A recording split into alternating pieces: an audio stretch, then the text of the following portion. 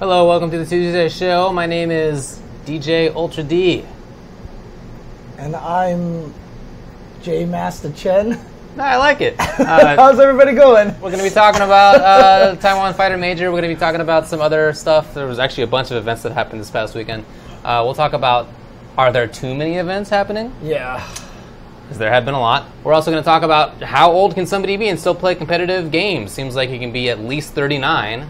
In fact, that's reality. There's no seems like it at all. Mm-hmm. We're going to talk about other stuff as well. But let's begin by talking about Taiwan Fighter. Yeah. I mean, one of the things that seemed to make me happy the most about Taiwan Fighter is, you know, this is something that I said that this is their 8th year. Is it really? Taiwan Fighter. I think that's what I saw GamerB talk about. That's or more something than like I thought. But I saw so many messages from people saying a lot of the same things that we've said at a lot of different majors. They're like, I can't believe how much this is growing. Like, it's so different than it was when it was like, remember when it was so small? Now it's like this cool thing. Hey. And so I saw a lot of people talking about that and how it seems to have really stepped up and grown into something really fantastic.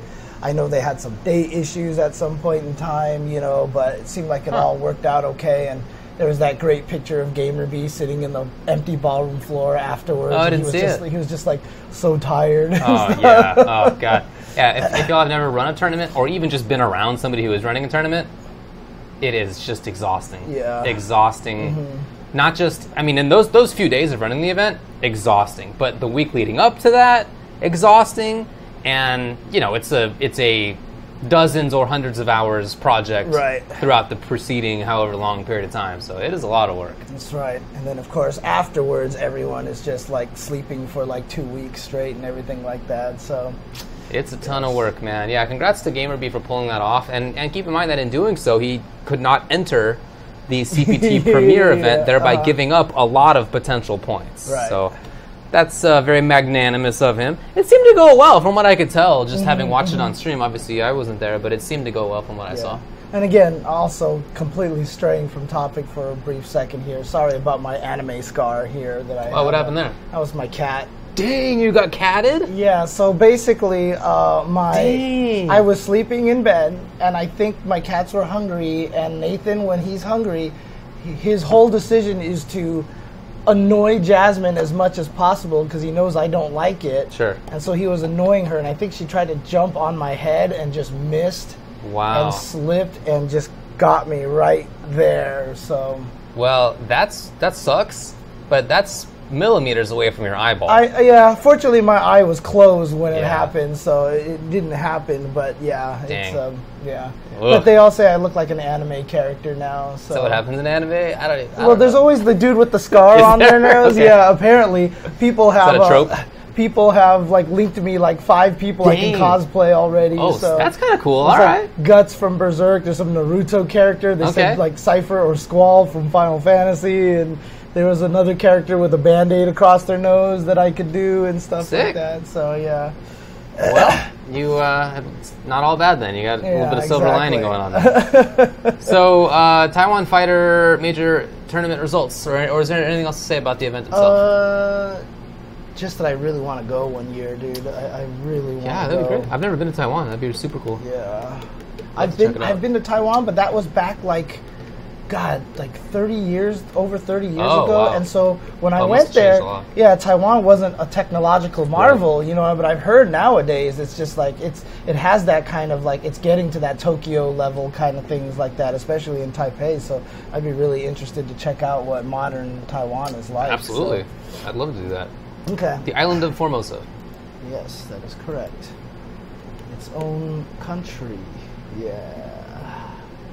Okay. When I went to China once with my family, and you know they cover Taiwan there as if it's local news. Oh yeah. But it was just, I mean, I know that they about claim it like Taiwan, it's a but it was state. it was. You know, when a country shows the weather that's going on in its country, right? It's always like the other countries nearby are grayed out, kind of, or like not even shown. They showed the island there. You know, it was whenever there was a news story that happened in Taiwan, it was just covered like, hey, in this other part of China, this is what happened. You know, yeah, I know. Very weird. Talk about their president election. They're trying to nominate their governor right now. Dang. Anyway, Oh, man. Let's talk about some Taiwan fighters here. So Street Fighter V, obviously, this was a CPT premier event. That's right. So a lot of points on the line here. There haven't been that many significant tournaments in East Asia yet. Just the way that the tournament schedule happened to go was that it was kind of backlogged onto the second half of the year when it comes to East Asia. So this is a big one for everybody to attend, right? And most of the top players were there. And this is interesting because in 7th place we have Mago with Cammy, breaking the streak of no Cammys in top 8. 7th place was also Liquid Nemo using Urian and G. My boy! G is such a Nemo character, too. For sure. It's like a perfect match right there. 5th place, Razor Sien with Ibuki and UIUNL with Cammy as well. 4th place, DMG Itabashi Zangief with Abigail. My man. Yeah. 3rd place, Rise Kaba with Guile. My Nino. This is kind of continuing this interesting tradition of the non-Asian player getting 3rd place, because that happened at EVO like twice in there as well with Lost Soul and Lil Majin, right? Okay. 2nd place, Echo Fox Tokido with Akuma. This guy is... He makes grand finals again. Again.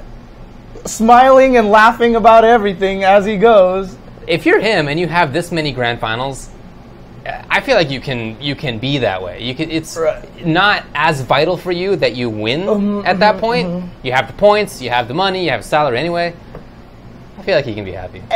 But he's actually said that it's a new take on attitude. Okay. That he's really just trying to be happier and like stuff, and and try to enjoy things, so that actually makes him play better. So I think it's actually a mental thing as well. Fair enough. And 1st place, FAV, 39-year-old Sako with Manat, winning, carrying his daughter in his arms, patting his wife on the head because she was just tearing up like crazy while the daughter was being, hugged by Mago. Yeah. Mago-san. But yeah, there you go. And he played extremely well. He 3-0 Tokido in the... In fact, I'm not sure he lost a game in that top 8. Someone told me that he went 12-0. I believe. Yeah, I watched the whole thing. Thinking back, I don't think he lost any games. Yeah. It was certainly a blow up. Yeah. So some people in the chat were saying, he did not lose a game. Right. Yeah. He was extremely in control. So it wasn't like he didn't squeak out the victory. Like he controlled it for sure. Like I said, I was supposed to watch this. I was supposed to stream myself watching this before the show today. I fell asleep in the afternoon, and I don't know, like my sleep schedule is so entirely destroyed. I need to do something about this now. So I agree with you. Oh man, but he went 21-0. Okay. 21-0. So maybe he didn't lose anything even starting at semifinals. Right, that's what I'm wondering. I mean, look, Manat is a character that when you have that kind of control over the orbs like he does, I honestly just don't, because there's any given time he can mix you up. Just like, even while you're getting comboed, he knows how to mix you up with the next set of orbs, like, almost instantaneously. He had some setups that I haven't seen before. I mean, I'm no Manat expert, maybe they're known, but he did some stuff that put him at just exactly the right range for her throw range to still work, and it I didn't think he would be in throw range kind of thing, that I thought were really impressive. He had some really good mix-ups. It was not at all like the typical, he activates orbs, here comes the jump, and then is it the instant overhead or low? Like, all right, I've seen it. Right. It's not that. Like, he has 1,000 other things. It's awesome. Yeah, that guy is unbelievable with that character. And, again, same thing we've always said about all the other Manat players, that if Infiltration or Justin had that kind of control over orbs, they would be where Sako is right now, apparently, 21-0ing everybody at a gigantic premier event. Well, this is his first premier in Street Fighter V that he's won. Right. So it's been a little while since Sako has had the level of control that he sometimes has had in the past. Period in Street Fighter 4, he was like that. Obviously, in older games, he was top 8 at CEO, right? CEO, I think he was. I mean, he's gotten top 8s. He's certainly done well at events. It's just that he hasn't taken a premier until now. Right, yeah. I mean, look at this, too. In 9th place, Fudo, Dogra, Bonchan, using largely Sagat, which probably everyone kept saying his match versus Tokido was the match of the tournament. It's one that's worth watching for sure, because you could see, like, he ends up losing, of course. Tokido gets 2nd place. But it was really close. And really, just like there was like one brain fart, kind of he didn't get the combo that he needed, and then there was like he could have Dragon Punched through the fireballs, or maybe he did and he died. That there was some like interaction where some weird if you're just more practiced with the character, it's not an issue for you. Right. So he, it's a week that the character's been out, but I thought he looked great. Right. He actually used. The only time I saw him use Sagat was in that matchup. He used Nash and Karen for the other ones that at least I saw on stream. I'm not sure if I watched everything. But so he is keeping those characters around for the different matchups. Yeah, but at least now. We'll see if that lasts. People were so hyped when he picked it. Oh, super cool. They were cheering so much, and then after he lost, they were chanting his name. That is true. Bonchan is... I mean, I can't name you one of the Japanese players that's more popular than Bonchan. I mean, even in Japan, when he does those tours... The turnout, he says, for those tours is like ridiculous. I believe There's so many people. I believe it. He's a really good player and really fun to watch. Yeah. Storm Kubo was also 9th place, 13th place Verloren, Daigo, Kazunoko, Fujimura, who hasn't been having quite the same success as he's been having. I mean, this is the first time that he hasn't made top 8, right? Like this year. Evo, he didn't make top 8. Did he not make top 8 at Evo? No, he didn't make top 8 at Evo. He missed it. Was he 9th? I think so, something like that. Okay. Yeah. Well, I'll forgive him. He's still pretty good. Yeah, God, he's washed up now. Come on, obviously. He didn't make top 8 at Evo, huh? I don't think so. I can't remember for some reason. Hey, we'll talk this. That's what I thought. I thought he made top 8. He did make top 8? There you go. He came in 5th. Oh, okay. Oh, that's what it was. He beat Kaba. That's right. Okay. That's what I thought. Oh, that's I right. wasn't going to bet on it. I always say Bonchan, but it's supposed to be Bonchan, right? Well, so it's Bonchan. A million things we could pronounce better. Yeah, I know, right? Apparently, it's the same thing with Shuriken as well. Because I'm so used to saying the word Shuriken when I was a kid. The ninja star, the Shuriken. But like someone's like, stop pronouncing it like an American. Like, please stay Shuriken. Anyway, so Itabashi Zangief got 4th. He is 37. Sako is 39. Tokido is 33. Daigo is 37 also. Right? Yeah. But, a lot of people are talking about Sako being 39 and having done so well, but it's not just him. Again, Ita-san is 37. He won Evo and Virtua Fighter in maybe 06, 07. Like, that's quite a while ago. Right. Anyway, we'll talk more about the age-related stuff. Yeah, but I mean, just to even go along with that, we'll talk about it during the age stuff because there's definitely a lot more to talk about there. So it was very cool to see Nemo pick G for his match against, I believe it was Verloren, Cammy, because I've been wondering about what bad matchups G has because I'm not sure so far. He seems like I think he's very strong. Yeah. But some people have said that they think Cammy is a character who beats him. I personally don't think so, but there's very strong people who do think it's that way. But then to see Verloren, Nemo pick G against Verloren specifically for that matchup, I thought it was pretty cool. And obviously Verloren needs to learn the matchup more, right? But Nemo could also improve with his G because the character is new. So we'll see how that goes. I think that particular matchup, the V skill helps against the dive kick. I think so. But it's the same story. It's once Cammy gets in, it's like this kind of sucks, right? But she does that to everybody. You know what I mean? Like, and that's also G's matchup against everybody because he has no defensive options. So there you go. Anyways, okay. So this is a really good tournament to watch. Yeah, Dragon Ball Fighters happened over there. Was this one of the the minor events for the? Yeah, it's a minor. So the winner of this qualifies into the whatever their tour is called. Okay. 7th place. Qualifies to go to the Asian thing that will then give a Dragon Ball. Yes. I don't know what the word is. Yes. Okay. You get it. 7th place was Kindebu with Cell, Kid Buu, and Bardock, as well as WP Inuchio with Teen Gohan, Grohan, and SS Goku. 5th place was Korean Wrestling Man. Dang, what a sick name. With 18, 16, and SS Vegeta, as well as Cell, 18, and SS Vegeta. 5th place was also CAG Fenrich with Vegeta, 16, and SS Vegeta. 4th place CAG Dogura, of course, with Broly, 16, and SS Vegeta. Played Broly, huh? Wow. Yeah. Interesting. I gotta check it out. 3rd place was Aqua with Ginyu, who some people are saying is top 5 now thanks to the patch. 16, and Tien who I wouldn't be surprised it was like top 5 at this point in time. Second place, CAG Goichi with Gohan, Bardock, and SS Vegeta. And that's right, first place, GGP once again, Kazunoko, coming after Goichi's neck with Gotenks, Gohan, and Yamcha. Indeed. Nice work. And I heard Yamcha assist was nerfed. I saw Kazunoko complaining about that or something, but I don't know. Maybe it wasn't. I don't know. So, interesting. Yeah.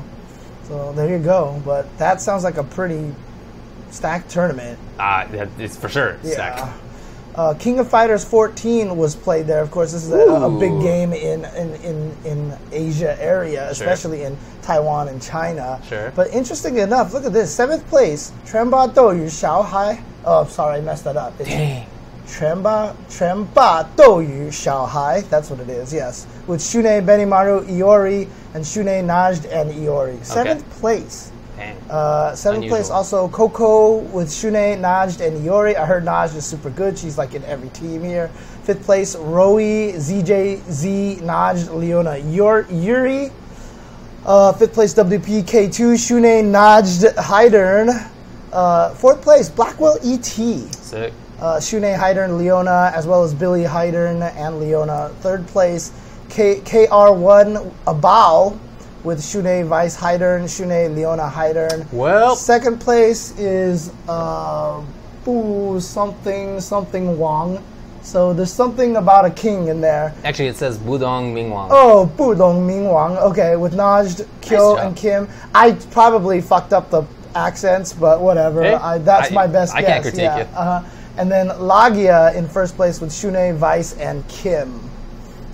I'm glad I got 2 of the words. That was sick, man. Yeah, I'm glad I got 2 of the words in there. So. All right. Blaze Blue Cross Tag Battle. Woo! 4th place was CGP Alden with Hakumen and Yu.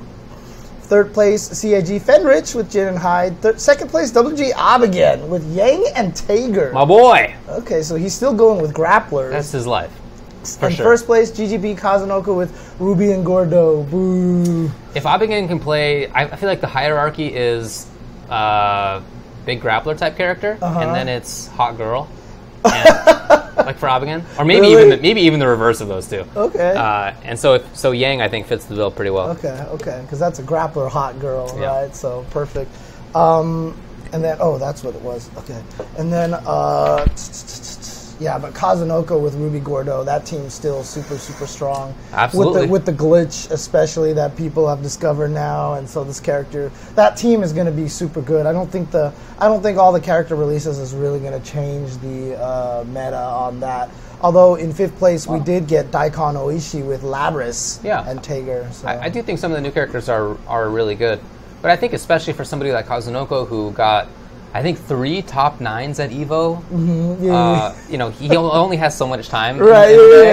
So no, that's why you can't pick another team if you're him. Honestly, I think that's why he can do so well too. Is also he plays so degenerate. Like he doesn't the way that he plays is so focused. Like Yamcha assist, Ruby Gordo cross combo, and then Raven, and so he can play so many games because of the way that he really takes a lot of the craziness of all the games and really just kind of squeezes it down into one thing. So I'm with you. Anyway, seemed like a good event. Yeah. Cool. Congratulations again to GamerBee and everybody who are helping along with that event. They did a really good job out there. Absolutely. And like I said, I really hope I can make it maybe even next year or something like that. Would be cool. So it'd be really I'd love cool to go. Travel. Yep. Okay.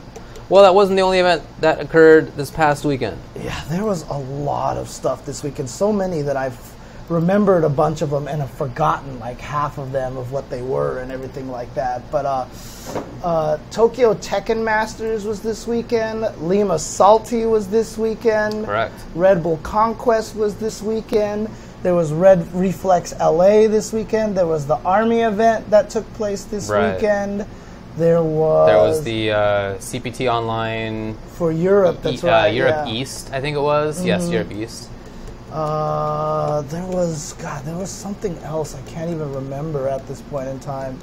If anybody else in the chat can remember some of the other stuff that was going on, so there's definitely crazy things going on. So was there actually a Reflex Japan announced, Guns N' Roses, or is that true or not. But Tokyo Tekken Masters was this weekend. This was the Tekken World Tour event, streaming live. This was the this was the official. Is this one of the main events? I forget the premier event. I think it was the Masters. Okay. Yeah. Okay. So this is a Masters event here. Oh, I don't actually have the results here. Let's see. Tokyo Tekken Masters 2018 results. There we go. Okay. That's cool. Reflects Japan will happen. Okay, cool.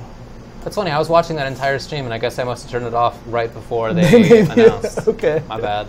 Anyway, we'll talk about that briefly. All right. So this obviously is the Japan Tokyo. As soon as you have a Tokyo tournament for Tekken, you know it's going to be ridiculous and have a bunch of people in there. But check out the results. Here's this thing here. So we have MU Gold with Claudio in 7th place, and Double with Law in 7th place. Evo Champion, first in Lohai in 5th place with Shaheen, and first in Rangchu with Panda. He's still just doing crazy work with Panda. 4th place AR Book with Jin and Shaheen. 3rd place CGG Tishuman from Italy, formerly of Japan, with Master Raven. 2nd place UIU Kudans, last year's Tekken World Tour champion, with Devil Jin. And 1st place, every time he enters a tournament, he wins, Rock's Knee, with Lily, Steve, Paul, Katarina, and Heihachi. And I heard that he used largely Lily in top 8. Yeah, and she's not considered a strong character, and was able to take the tournament with that character almost like he was just like toying with people. Yeah, I read that that Grand Finals was 3-0-3-0.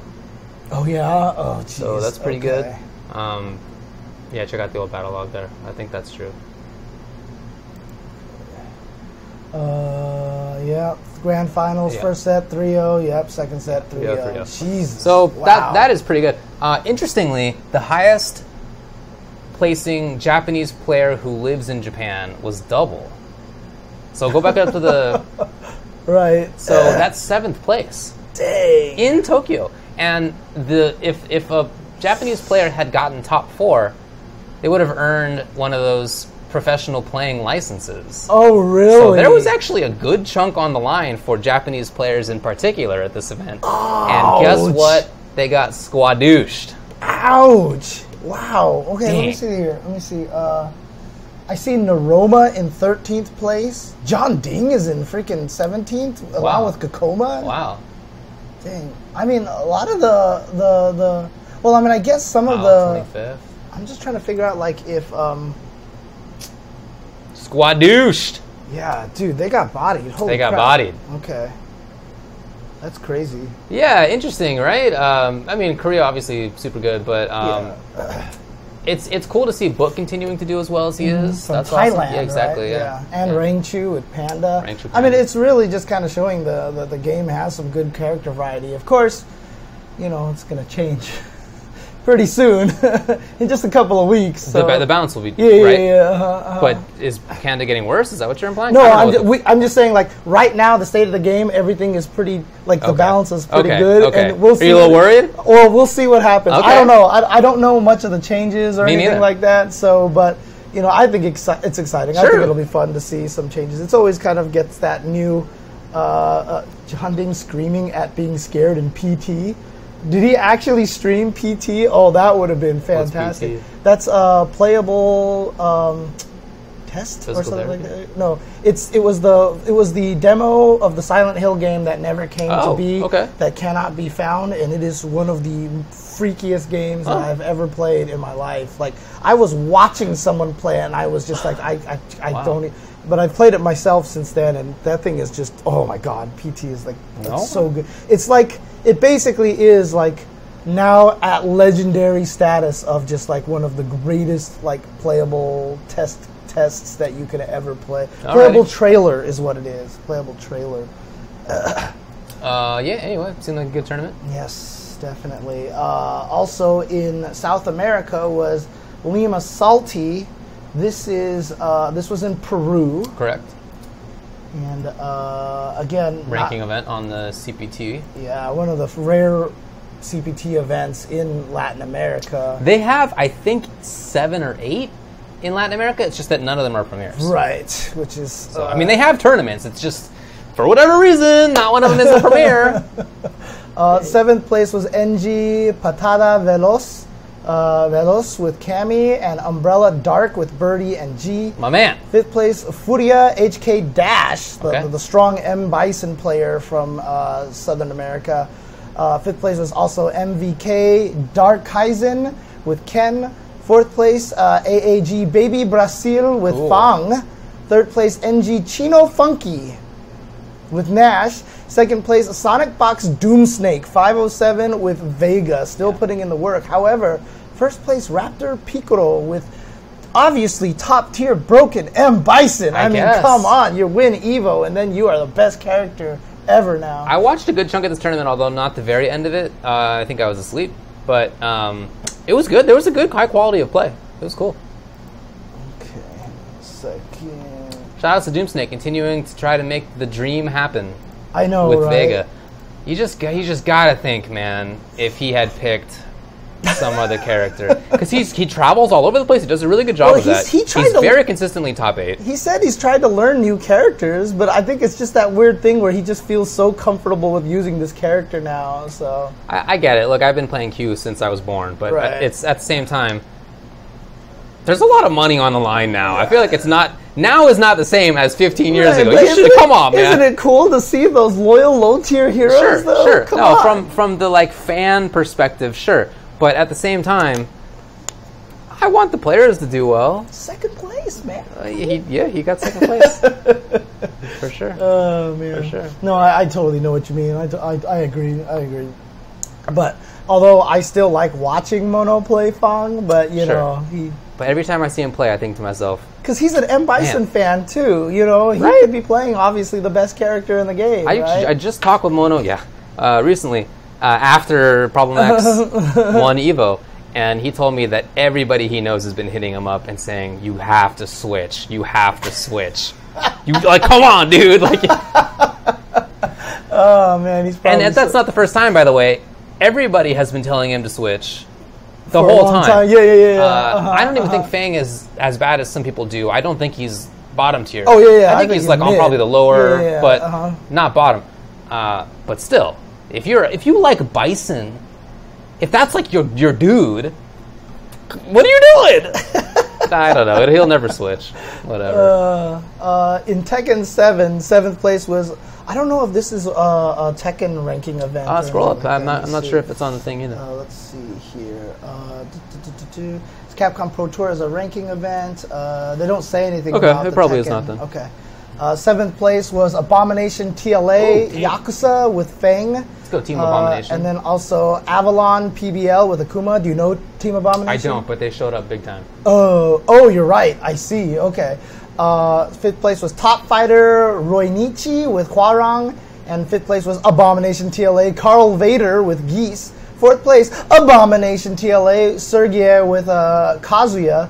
3rd place AEG Abel de Maestro with Eliza and Steve. 2nd place Abomination Sapito with Xiao Yu. And 1st place Avalon Mysterio with Leo. Yeah, I heard Mysterio is becoming a hardcore Tekken player That's now. Awesome. So that is where he wants to concentrate. Super cool. King of Fighters 14 was won by U26 Geo with Yuri Sylvie and Daimon. Ooh. Dragon Ball Fighters was won by U26 Axel 4J with Cell Bardock Vegeta, SS Vegeta, I should say. So there you guys do that nowadays. Yeah, cool.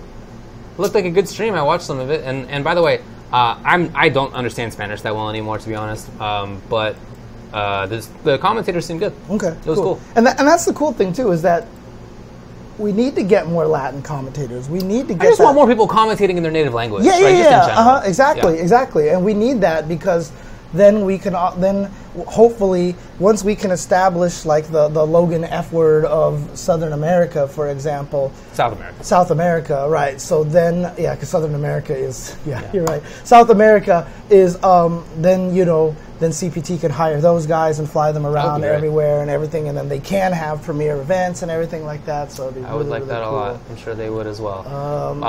By the way, it's not like Mono has never played top tier. That dude played Yun in Third Strike, so come on. Come on. Oh my god. Is it Oakland? Yeah, Oakland. So also this weekend was Red Bull Conquest Oakland. And interestingly enough, I don't have any results anywhere except for Smash GG. So we will do Smash.gg for the results on this one. Alrighty. But very, very interesting results here. For Tekken 7, third place was Wei Gamble. If I'm not mistaken, Wei Gamble is the Southern California rep, I think, trying to come. Or was Wei Gamble was NorCal. He came to SoCal to try to take our spot. That's right. Second place, Jimmy J. Tran. Wow. Largely considered one of the best Tekken players in America. He sure is. Who possibly could have beat him? I don't know. First Some place, certainly. Bronson Tran? Insane Lee? Insane Lee in first place. Bronson Tran using Geese. A character that he has no legacy. Right. Well, I mean, there's no legacy at all for the Geese. Exactly. Bronson Tran. Insane Lee. And apparently people chanted old men when he won. Yes. Do you know how old he is? Is he my age or is he your age? Tran, he's been around for a really freaking long time. He's probably 37 or 36, so he's probably pretty old at this point in time. Street Fighter V. Right. Third place was RB Snake Eyes.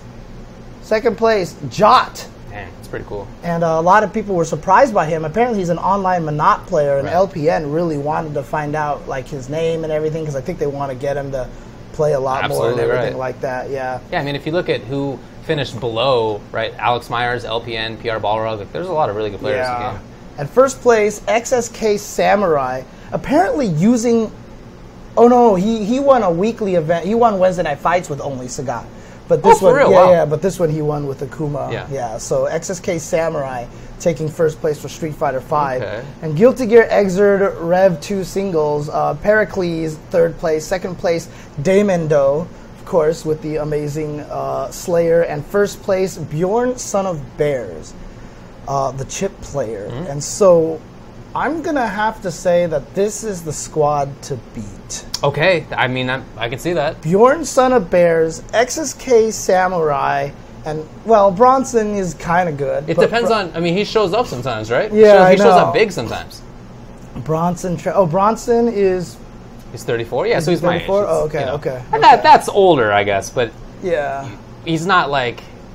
I mean, even Valle is not that old, to be honest, but... No, he's older than that. Oh, yeah, I'm just saying, like, he's not Sako, like, he's not that age. Yeah.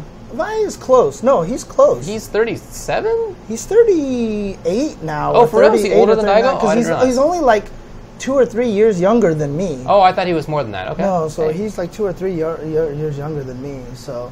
The Slayer he faced was Daemendo. Daemendo is really... He won Anime Ascension like 2 or 3 years ago or something like that, before Slayer was buffed, right? So Slayer is... Yeah, Vi turned 40 this year. Oh, my bad. There you go. Yeah. So he's only 2 years younger than I am, so there you go. Okay. That's right. He joined the next decade. That's right. Sick. I remember that, yeah. Sako is... He's older than Sako then. So he is older than Sako. Yeah, there you go.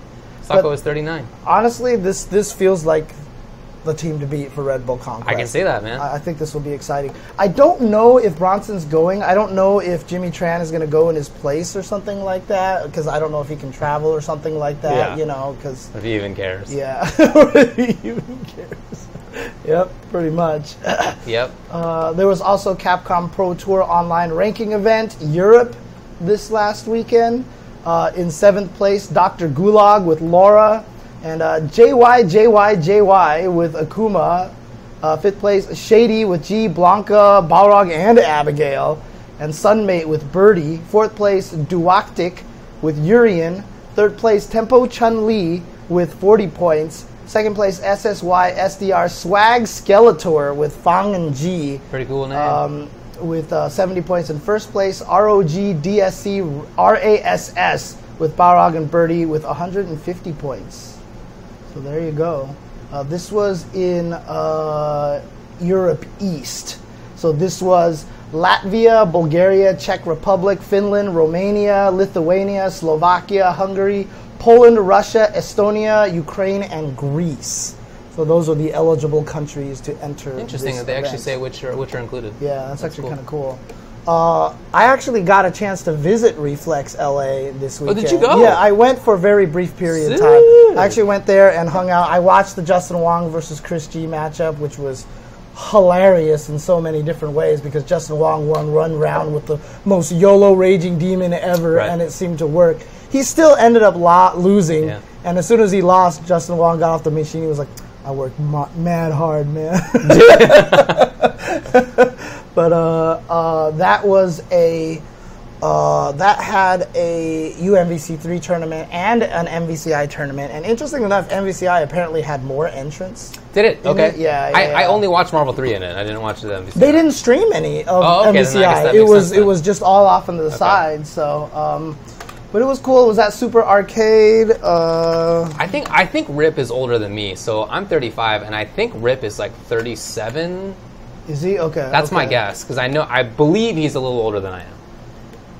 All right. I'm not 1,000% sure. This was an event put on by Reflex, and I guess they announced that there's going to be a Reflex Japan coming up. Cool. So that's super cool. But this event, they flew out a bunch of East Coast guys. Yes. So Flux and Ray Ray. I saw Coach Steve was there. Yes. Who else was there? There was a few East Coast guys that showed up, which was really, really cool. Noel was there. Noel he lives in Vegas. Yeah, he's in Vegas now. Yeah, exactly. Unknown. That's another one. Right, Unknown came. Yeah. So there was 22 entrants in this tournament, and let's see here. 7th place was Justin Wong and Noel. 5th place was Coach Steve and Flux. 4th place Priest. 3rd place DeadX Pride. Is that DeadX Pride? Was he? DeadX Pride is basically Clockwork Jr. Yeah, he's the Clockwork Jr. Yeah, I was about to say. Yeah. 2nd place NY Chris G. 1st place Ray Ray. What is interesting about these results? So I mean, Ray played super well. Like, it looked to me like he's really been training up. Actually, a lot of these guys look like they were legit still. But if you look at the results, so Ray from the East Coast, Chris G from Marvel 3, I think he's East Coast. I would still call him.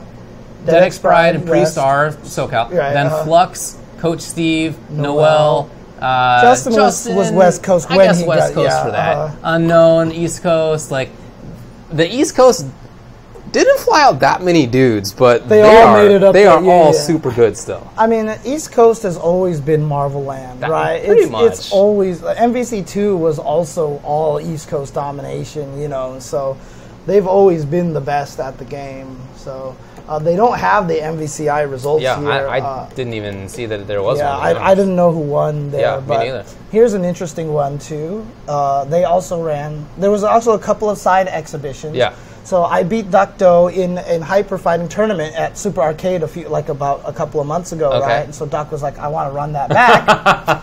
So it was Zangief versus his Guile. And he beat my Zangief, because that's how I beat him in the tournament, right? Wow, he beat my Zangief, and he was like, I thought you played Ken against me. And I was like, no, because you counterpicked with Sagat, so I switched to Ken. Okay. He's like, okay, play your Ken. So I played Ken, and I lost to his Guile, so I'm down 0-2 now, right?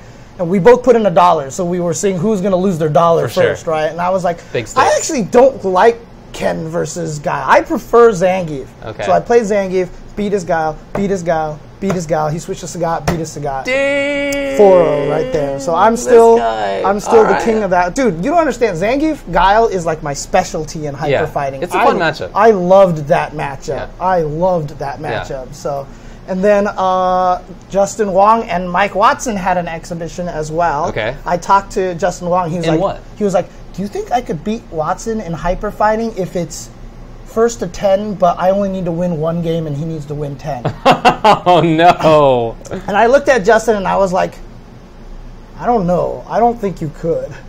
And Justin was like, but all I need to do is random 1 game. Right. So if I know that, I can just play like a spaz. Just like start the round with Ken jump forward fierce. Right, exactly, right. He was like touch of death. I know how to do low short fierce uppercut and everything. Right. And I was like, okay, with that mindset, maybe you can win. Okay. And they played it, and Watson won. Oh man, Watson won. What characters? I think Watson. I don't know. I didn't see it. Okay. I didn't see it, but he might have been using Guile probably or something like that. Yeah, stable character. But you know, Justin couldn't win one game against Watson. That is hilarious. I'm telling you, dude, that guy is hilarious. unbeatable in that game, dude.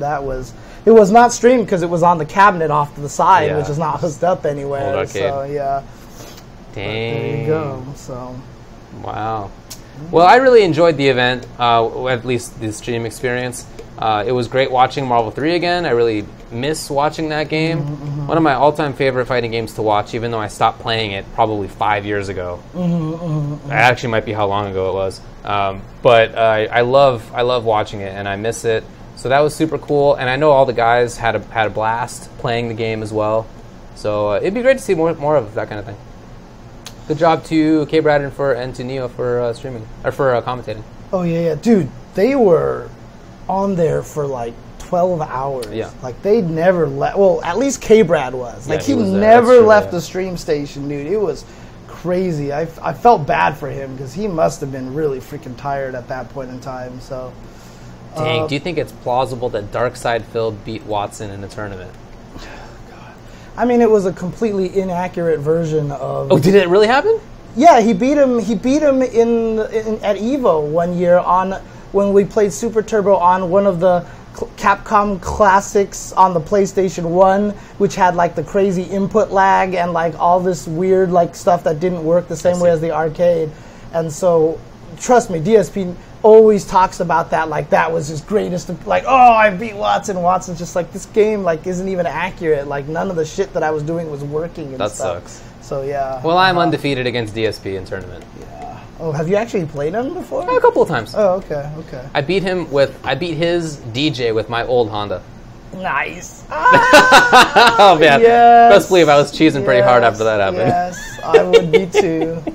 That is awesome. Not an easy matchup. But basically, as soon as you grab DJ with the Fierce Bear Hug as old Honda, all you do is hold up toward and press medium kick for the splash cross-up. It's a safe jump, there's nothing DJ can do about it. Then you just press short, and now you're at a range where DJ can't tech, and he's lost charge. So it's over, but, you know, he could take the hit. He could take the jump medium kick, right, and then he still has charge, and now there's a mix-up. But if you know about that, then you can at least then combo I can block. him. Yeah, or you can combo. That's right, just combo him in the moment. For sure. Anyway. That's really funny. So there was another Army event this weekend. Unfortunately, I didn't get a chance to see any of it. I didn't watch it. So I'm not sure who won this one. I was supposed to go to it, but weirdly, I don't know, is this ironic? But I couldn't go to the U.S. Army event because the U.S. judicial system had me checking in for jury duty. So America bodied me from going to an America event. It's an important duty, friend. Exactly. So important duty. I actually couldn't do that. So that was this weekend as well. Did you get called up to the stand or I never did. I didn't have to even report. I called every day, and they're like, you do not have to report tomorrow. Wow. And every single day until the last one, they're like, you do not have to report. Thank you. You will not be contacted again for a year. And I was like, better know next time, man. What? Yes. No, that's too bad. I was happy. I know. One of these days I'll get jury duty. Yeah. Have you not gotten it before? No, I got called in once. I haven't told the story. Which one? So I got jury duty. I was in law school at the time, or no, I was still at Berkeley for undergrad, and I got called in, and so I went, and I was all excited because I wanted to go to law school, so I wanted to experience like, hey, how's court? You know, I've never been. And so they actually got to the phase where they called me up onto the stand for the interview. And so they asked, hey, what do you do? And I was like, I'm a student. Where? Oh, Berkeley. What do you want to do? I want to go to law school. Move to strike. That was it. Yep. Immediately. Basically, as soon as they want people who are uninformed. Yes. That's pretty much how jury selection works. There was even a guy, I remember this because I thought it was really funny. There was a juror whose last name was Kierkegaard, which is the same name of a famous philosopher from the 1800s. And so the judge, or maybe it was the lawyer, asked, are you related to the famous philosopher Kierkegaard? And the guy was like, actually, yeah, he's like my, great, whatever. Like, yeah, actually, yeah. Move to strike. Because he thought he was smart. Dude, you don't understand. My brother has actually said this. So one oh time my God, that's horrible. Horrible way to trick the juries. Right, he actually got called to the stand one time, and they were like, and he was kind of excited to try it. So he actually did serve on jury recently, but a few times ago, he was like, he came up on stand. He was like, "Yeah, I'm gonna be completely impartial, unbiased. I'm gonna be like," because he was kind of interested in doing it, and so he was just like, "Yeah," and he was trying to be as like fair as possible. Strike. Yeah, dude. Yeah. Like the easiest way to get dismissed from a jury is not actually to try to come up with some bullshit excuse, but it's actually to be like, I'm going to be fair and impartial. I'm really smart. Yeah, I want this process. Like it matters to me. I want to do my duty. That'll get you out of there. They don't want that kind of folk. They want the dummies. They want people who don't know things. They honestly they want to shape the jurors in the way that is beneficial to them. They honestly need to just create third-party groups that form juries. Juries. I mean, it's silly to me. I mean, I know we're going on a complete tangent here, but it's really, really silly to me how it works. I think that is the dumbest thing possible. Yeah, it's badly done. Yeah, it's really, really annoying. All right. Anyway, what else? What the hell? I know there was like some. I'm sure it's not always like that. Saber Mao says you got into a full jury once and you were in there with the former governor of the state. That is super cool. Oh dang! Super interesting. Okay. Very cool. I'm sure it doesn't always work in the way where if you are related in the most tangential way to a philosopher from the 1800s, that you get struck immediately. I'm sure it's not always like that, but that was my experience. Okay. Another event that was this weekend was in the UK called Air 5. Wow, what city is that H-E-I-R. That is in... God, I can't I just asked because I know. It's in Leicester. Is that really how you pronounce that? That's just Leicester? Leicester. That is way less complicated than I could have possibly guessed based on how it's spelled. Over there in Leicester, United Kingdom. I know, right? I was about to say like Leicester or something like that. Leicester, okay. This was a Smash event here, and is this the one that had the video of Armada chugging that beer? I don't know, dude. He just had like the biggest giant ass mug that I had ever seen, and he just went.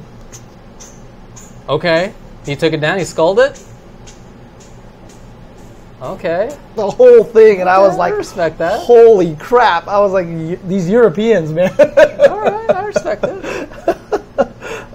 First place gets a chug of beer. Oh man, seventh place was Professor Pro with Fox, and Nikki with Fox. Fifth place was VL Trifazia with Peach, and Sun Dady with Samus. Fourth place was RB Ice with Fox. Third place, Tempo S2J with Captain Falcon. Second place, G2 Westballs with Falco. And first place, TSM Leffen with Fox. Nice work, man. So did man. Armada not play in this? Well, I don't see him in top 32 there. That's really weird. So was he helping organize it or something like that? I'm not sure. Scroll up, see if there's a blurb. I mean, it says that he's not in it, so he just played doubles. I see. Oh. So him and Android, of course, his brother, they took first place in doubles. There was also the crew events with USA versus Germany versus Sweden versus Netherlands. Okay. And stuff like that. Yeah, it's not USA versus Europe. It's country versus country. All right, that's cool. Yeah, but USA ended up taking that. But shout out to Germany for taking it above Sweden. That's impressive. Yeah, that is true, actually. Sweden, considering EVO Grand Finals was Sweden. All right, that's cool. Yeah, so that was this weekend. That must have been a huge event. Yeah. That was this weekend. Shoot. I swear to God. That was without Leffen and Armada? Ah. Oh, the crew battles was out without them. Oh, okay. 750 plus folks. Yikes. Dang. That is very impressive. Huge event. Yes, I definitely took a Wolf Fang fist to the nose, so now I look like an anime character. I think they said I look like Guts from Berserk. So I don't know why don't ask me. Yeah, I know. Gosh, what else? There was I swear to God, there was another one or two small kind of There was events. the Injustice Online IPS. Okay. For, I want to say Europe. Mm-hmm. Or maybe that was last weekend. Did we already talk about that? I don't think we did. I don't have anything against anime. I'm out of the loop is all. Right. I'm not opposed to it. But in any case, was it US? There was a whole... Okay, Gurr took it, huh? Oh, okay. Nice. Okay. But yeah, there was just a crap ton of events this weekend. There was a lot of stuff going on this weekend. And, Berserk? Oh, the anime. I thought... Sounds good. I thought there was like a ST tournament that we had missed. No. I look like Guts from Berserk the anime. My bad. Okay. Yeah, Fates Crossing is a thing that Raph has done. I didn't get to watch it this time or be part of it because I was out with family.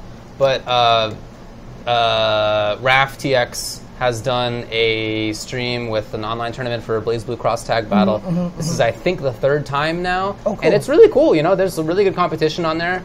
I think Fame won the first one, or he was certainly in it, and then he got second place at Evo. Oh, okay. So Yeah. He's kind of good. Pretty good player. He's kind of good. So I think that's a really good way to watch BB Tag because there's not a lot of weekly stream. It's not weekly, but there's not a lot of like frequent streaming of it in the U.S. Right. You can see a little bit more from Japan, but from the U.S. not super common. So very, very cool. There was some Topanga results too. That's right. Right. Yeah. So, God, I mean, Dang got 4th or 5th this time. Dang, good job, everybody else. I mean, we can talk about this a little bit more in the 5-5 matchup about all these events. Yeah, definitely. Like that. Definitely. So, you want to take a quick break, and when we come back, so in the 5-5 matchup, we're going to talk about age and fighting games again. We're going to talk about this gigantic influx of events everywhere, all over the place, and what was the other one we were going to talk about here? Something else, but we'll come. Yeah, it'll happen. Okay. We'll be back with that in a little bit. All right. Oh, I thought you were going to quit right then. I was going to time it right, but I didn't. Okay. This is so damn cute.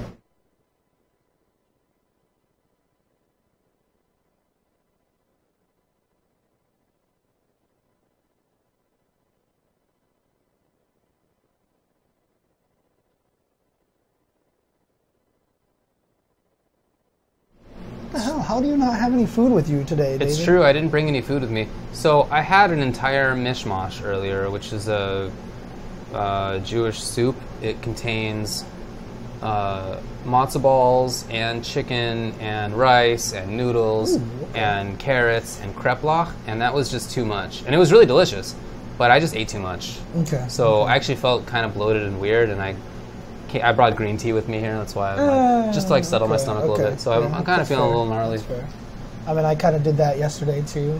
Since I woke up late yesterday, I woke up by having a lot of blood on my face and everything like that. You woke up like that? Yeah, that's how my cat woke me up. I was sleeping when it happened. I thought, wait, but you did wake up when it happened. Oh, hell yeah! Okay, I thought you like woke up later and you had to like piece together how it is that your nose got I was lying there, and in your sleep you do process stuff. So I'm processing hearing my cats run around. Okay. And then all of a sudden I just feel my cat jump on me, and then the foot just kind of go across my nose. Oh, wow. And I just was like, Jasmine, what the fuck? And I just like ran to the bathroom because I was bleeding all over my face, basically. Gnarly.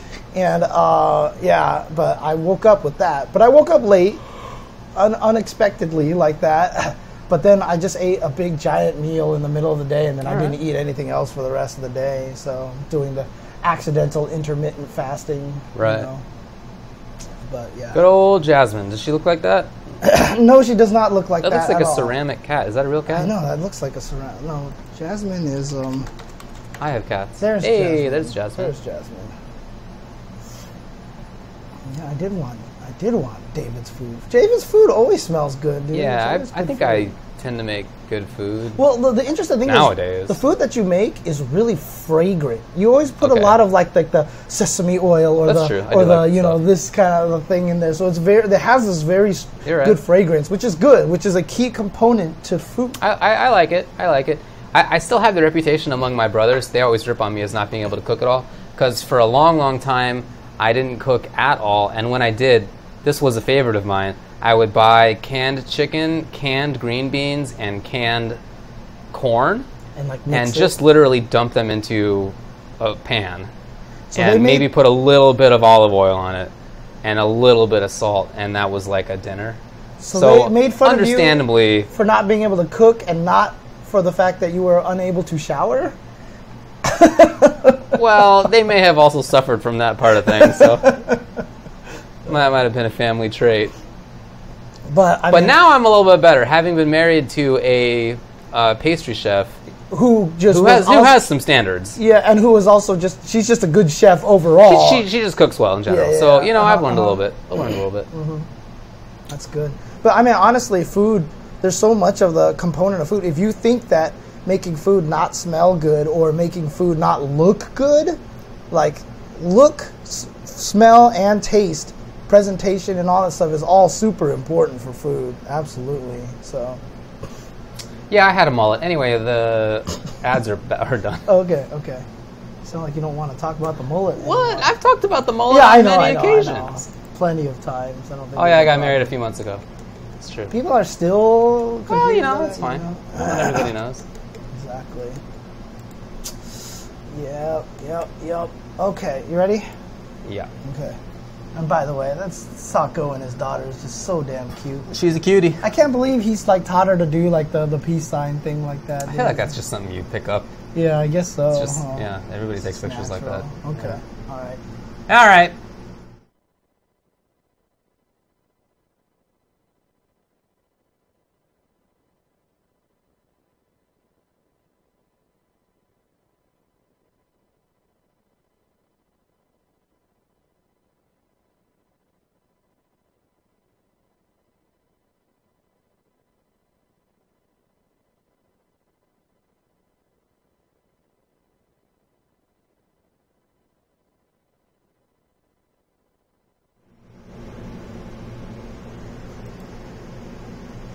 Alrighty, welcome back to the show. People have been asking about my appearance as something different. Yes, I've lost a lot of weight. All of it in hair from my chin and above. So here's the question: when you shave, do you actually drop like 2 pounds or something like that? I have actually measured myself, and it's a little less than a pound. Okay. Yeah, I've definitely done that. Where like I grew out the hair, I grew out the beard for other reasons, but then I decided to shave, right, and I was curious how much does that actually weigh? So yeah, I weighed myself before and after, and sure enough, a little bit less than a pound. Dang, that's crazy. I was trying to like exaggerate with like 2 pounds, but half a pound is pretty. No, it was 3/4 of a pound. It's not nothing. Okay. I mean, there may have been that's manscaping going on. That's also like not just like a lot of hair, but that's like thick, like clumped up, like really dense hair. I think I have a very nice soft beard. Thank you. I don't think it's that gross. Oh man. All right. Anyway, let's get to talking about some 5-5 matchup stuffs. We got a couple of topics on the docket today. So obviously Sako winning, Watson destroying Justin, Bronson Tran winning. Yeah. By the way, not just Sako, but Itazan, 37 years old, being in top 4. Daigo just winning a major. Daigo had won. There have been players in very recent times who have been winning things that are mid-30s and above. Yeah, so we can talk about that. There's also, just like I said, there's so many events this past weekend. Is this a problem or not? We actually had a fun little online session of Sagat where we played against each other. Yeah, and you were trying an interesting thing of trying not to throw tiger shots at all. So on my 4th beer, I saw that you were streaming, and I was like, all right, now let's make this happen. Right. Yeah, I was trying to play no tiger shot Sagat. I'm still trying to do that just to learn his normals and movement. Yeah, which was really interesting actually. It was kind of a cool experiment to see how it worked. Hasn't been going super well. That, so. But so we can talk Let's talk about the age stuff first, because I think that's very interesting. Okay. So the question. So we've talked before about sort of the relative strengths of the eras in fighting game history, right? And I don't think that's what I want to talk about today. If you want to, then that's cool. But what I'd rather talk about is sort of what's the limit of how old somebody can reasonably expect to play and still be competitively strong. At some point, you can't, whether because you're dead or what. But like, there's a limit. Is it 90? Right? Is it just the average age of when people pass away, mid-70s or whatever, depending on what country you live in? Is that the average age you can expect that you just can't compete anymore, or is there some point before that? In the larger esports world, there's a common feeling that 25 is about where you start to slow down. My thoughts on it are that there's nothing that makes you slow down in that sense. I mean, of course, the older you get, the more likely you're going to run into some physical problem, right? You're going to get cervical radiculopathy, or you're going to get, hand issues in some way, right? That becomes more likely as you get older, but it's not necessary, right? And plenty of people avoid it. Most people avoid it. So outside of that, I feel that there's not a real barrier, because I see, surgeons and musicians someone just brought up painters, right? People whose hands have to be very active. They need great execution, for whatever it is that they're doing. And for surgery, for some things, you need really good reactions too, because you have to react fast if something goes wrong. So so you're not. It's not just that you're going through the motions. Like, you have to be on it, right? And people can do that in some cases until considerably old age. So I think that's more likely, in my view, what fighting games and sort of just in general competitive video games will end up being.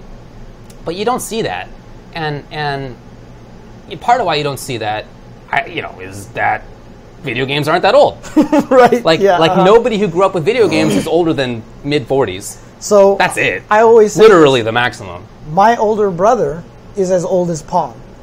He was born in 1972. Pong was released in the bars in 1972.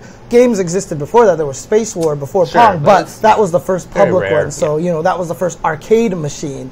And so, you don't even... I've often said that everyone who tells you outgrow video games is wrong, because we don't know yet. No, and every other generation of humans has had some game that they grow up playing and they keep playing it. Baseball, golf, cards, chess. Every culture has their thing, and people just play it forever. And no reason to expect something different for us. I see Flyrant, in the chat talking about how reactions do get slower. I actually don't believe that. I don't believe it either. I don't actually believe that. I think reactions, if you train it enough, you can maintain the reactions. And some players still have great reactions even in higher ages. And there was a very interesting post on Reddit on our Street Fighter from somebody who says that he is involved in academic literature with some of this stuff. And his findings were that as people get older, on average, their reaction speed goes down. But among people who train to maintain their reactions, it's not a significant difference between age groups. Right. So if you keep playing video games in the way that we all are, like, we're training, that's what it is. You're not doing it on purpose, but you're continuing to train your brain and your hands and whatever. I don't know why we would go down if that's the case. Yeah, I mean, honestly, as a person who is experiencing getting old and playing fighting games at the same time, I actually find that it was, like, my reactions have been shit even when I was 20, right? I was bad at reactions back then, so me having bad reactions has nothing to do with age, right?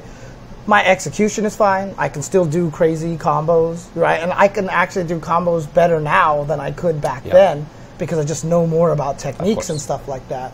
The thing that actually makes it the hardest for me is just, the whole concept of you can't teach an old dog new tricks, right?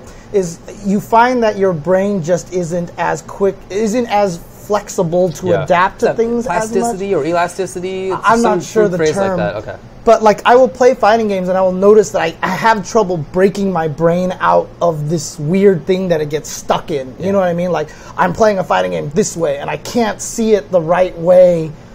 But the thing is, I can get there eventually. And if I were still a pro player, it would probably take me a lot shorter to do it than Sure, if you're spending more time practicing and exactly. Of course. So plasticity, So honestly, my answer to the question is we don't know. We have no idea how old we can get and play, because I said this a long time ago, when we did talk about a lot of the age, the different groups and stuff like that, but I really honestly believe that guys like Watson would still be the best if he knew there was a reason to keep playing, right? I mean, Watson has physical issues too, like he does he? He has arthritis. Oh, I didn't know. I actually didn't even know about that. Really? Oh, okay. Well, maybe that's not, I don't know. In any case, that's true. Okay. But, outside of actual physical issues, right? I mean, the fact that, like I said, I don't think there's anybody on the planet right now that could practice up hyper fighting and get to a point where they could beat Watson consistently, right? Like, it would always be an even match. Now, that's because when he played it back then, it was all in. Like there was no question about just how much work that they put into those games. Sure. They just never stopped playing Sure. the game, right? And so if he was able to play, if Vi never really, I mean, he's like I said, he's still winning Wednesday night fights against all these freaking, sure. these people trying to these new up and comers and stuff Sure. like that, and he's doing it with like freaking Blanca that he's like playing. Good, to be honest, but like. I get the point. Yeah. And Bronson just freaking won, against Jimmy Che-Tran. Now, also old, by the way. Yeah, so I was going to say, mid-30s Jimmy also. is kind of old, and Bronson kind of trained him a little bit, Right. so that always helps a little bit. But, I just don't think there is an upper echelon. Now, I don't know if that's different in other esports. I don't know if that's different in StarCraft and stuff like that because of the APMs and stuff like that. I don't know. I mean, having played and watched a lot of StarCraft and having done the same in fighting games. He beat NuckleDo at EVO. That's right. He Vi did. beat NuckleDo. But that's also NuckleDo just he didn't buy Blanca probably. So. I'm sure that's true. There's certainly some fighting games that have a lot less movement than StarCraft, than like top level StarCraft. But you're not gonna. I really feel that like a Marvel type game where you're constantly doing something. Mm-hmm. Like you can't look at Chris G play Morgan and think like that's not some APM, dude. That right? is super fast, dude. So it just really depends on the game. Playing MVC too. Yeah, he's still crazy in that game, yeah. and it's funny too because you talk to him about it, and he sounds a lot like how I sound too. He was like, "I'm doing things in that game because I understand it much better than I used to, and so it's like it's weirdly easier for me now." Because before it was just pure raw emotion, and he was just like it's just like a zone kind of thing. The scene got better, and so did the players, for sure. Actions per minute. APM is actions per minute. So right. a lot of the times the top StarCraft players would be rated by their actions per minute, which is like highlight this group, send them over here, do this, start building this thing, right. Make sure you're mining and all and that it's like stuff. at the max a few hundred actions per minute. But keep in mind that that's not the average, right. and that includes all the little things you're doing. Right. Like it's not if you select all the dudes and have them move someplace, that's not one action, that's all the things involved. Right. So. And honestly, I will actually postulate that in the StarCraft community and stuff like that maybe the older they get, the less they play, might be a result of a false stereotype that when you get older. Like, I feel like maybe the fact that they believe that plays into it, and then, like, I feel like they could conquer it if they really sat down and were like, no, you know what, age is not a thing. Like, I mean, there are some StarCraft players that are certainly, if not 30, then approaching 30. Mm-hmm, so mm-hmm. It's not nobody. I feel like it's more of an issue maybe now than in something like League, where the players really are quite young on average. Mm-hmm. Again, there are players that are approaching 30, or maybe they are 30. I'm not sure exactly how old they are, but there's certainly most of the players are much younger than that. I really feel that that's more of a reflection of how old the games are. Yeah. So League, or even just maybe like Dota style games, that's 15 years old at the absolute maximum, right? Whenever Warcraft 3 came out and people were making custom games. So you can't have grown up with that style of game until not that long ago. Right. Like it's the oldest person who grew up playing Dota is 25, maybe, right? Yeah. So maybe they're 30. Yeah. Whereas in fighting games, Sako was 12 when Street Fighter 2 came out. Mm-hmm. So he's approaching the upper limit. Maybe the absolute upper limit is early 40s for people who grew up playing fighting games. Right. That doesn't exist for the other games. See, I mean, even Chiku Sodom back in the day, he was like 40-something. That's true. Yeah, there were certainly people who picked it up as older age. He was winning Alpha and MVC2 matches, right. And he was amazing at the game. So, honestly, I think that the traditional esports players like StarCraft and stuff like that, I mean, I see a lot of people in the chat talking about burnout, talking about just losing the fun in the game and stuff like that. I think that's more of a factor than the age. Definitely also, agree. You find a significant other, and then all of a sudden other priorities, priorities and stuff like that. I think those are more factors for why older players drop out of those games than actual age, in my opinion. No, I mean I agree with that, but I think additionally, although there were some players who picked up fighting games at older ages, usually people pick things up like this when they're younger. Yeah, of course. Right. Of course, So I really think that there's an effective maximum age right now in video games. You just can't expect somebody who's 60 to pick it up now.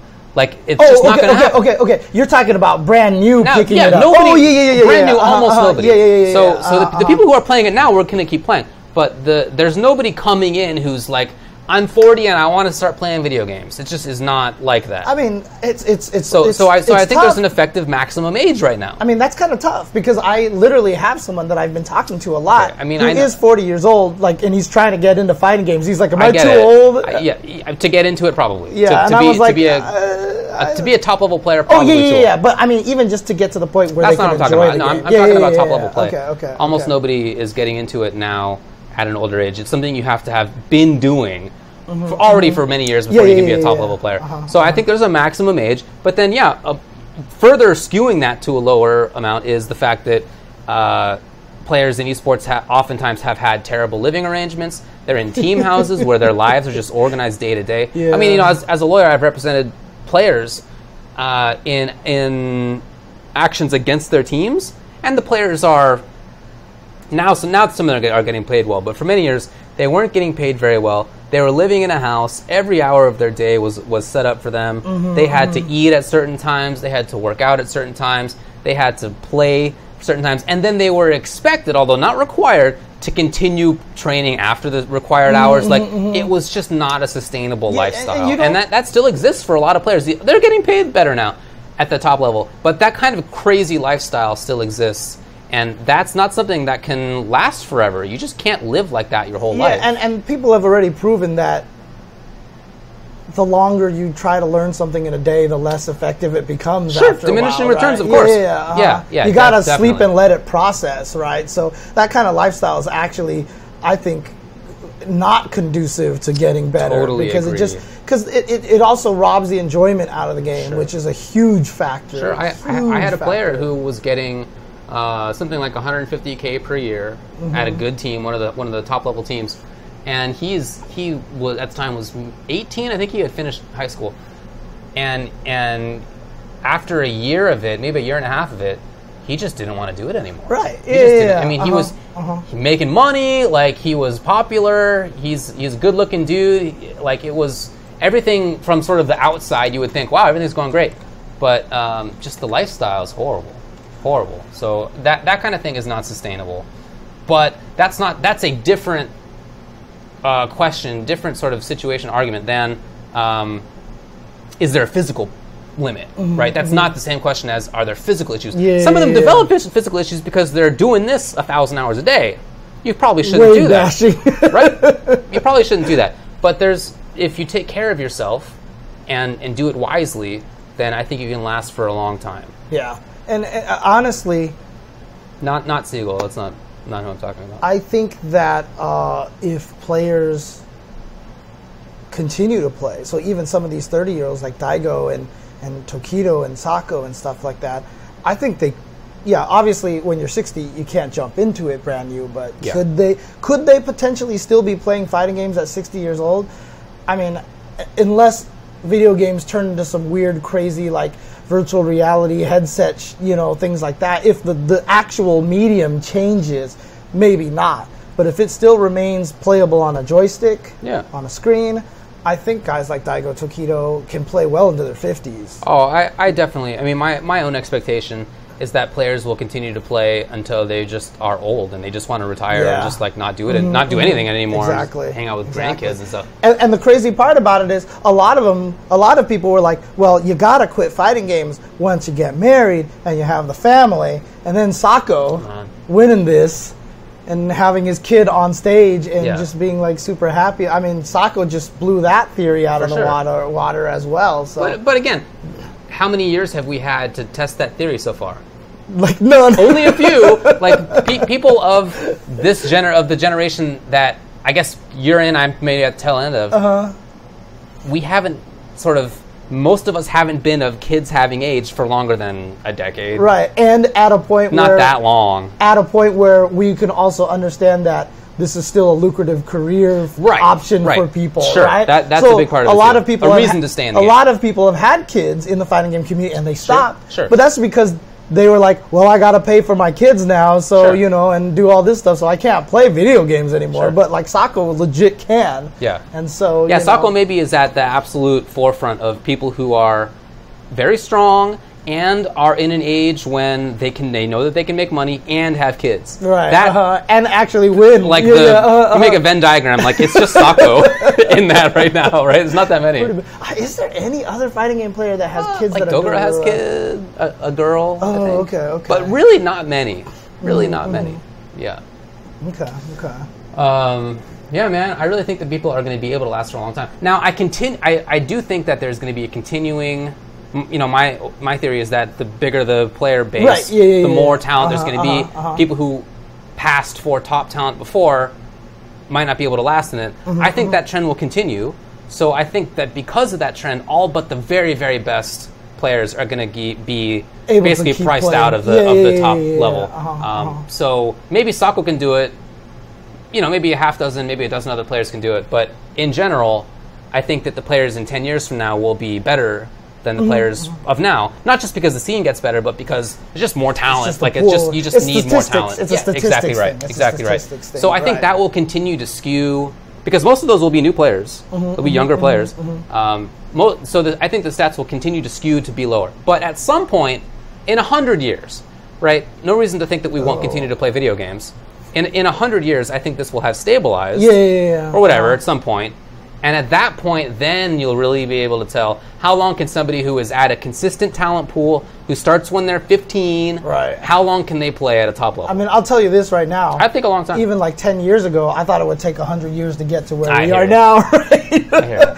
But Yosh actually brings up a really good thing. He said Z interviewed Sako after the win about playing in front of his family, and according to Yosh, Sako said that unlike never before, he feels more pressure to perform well so that he can provide for his family. So it actually gave him a power up. Okay. Ooh, that's a tough one. That's a tough one, man.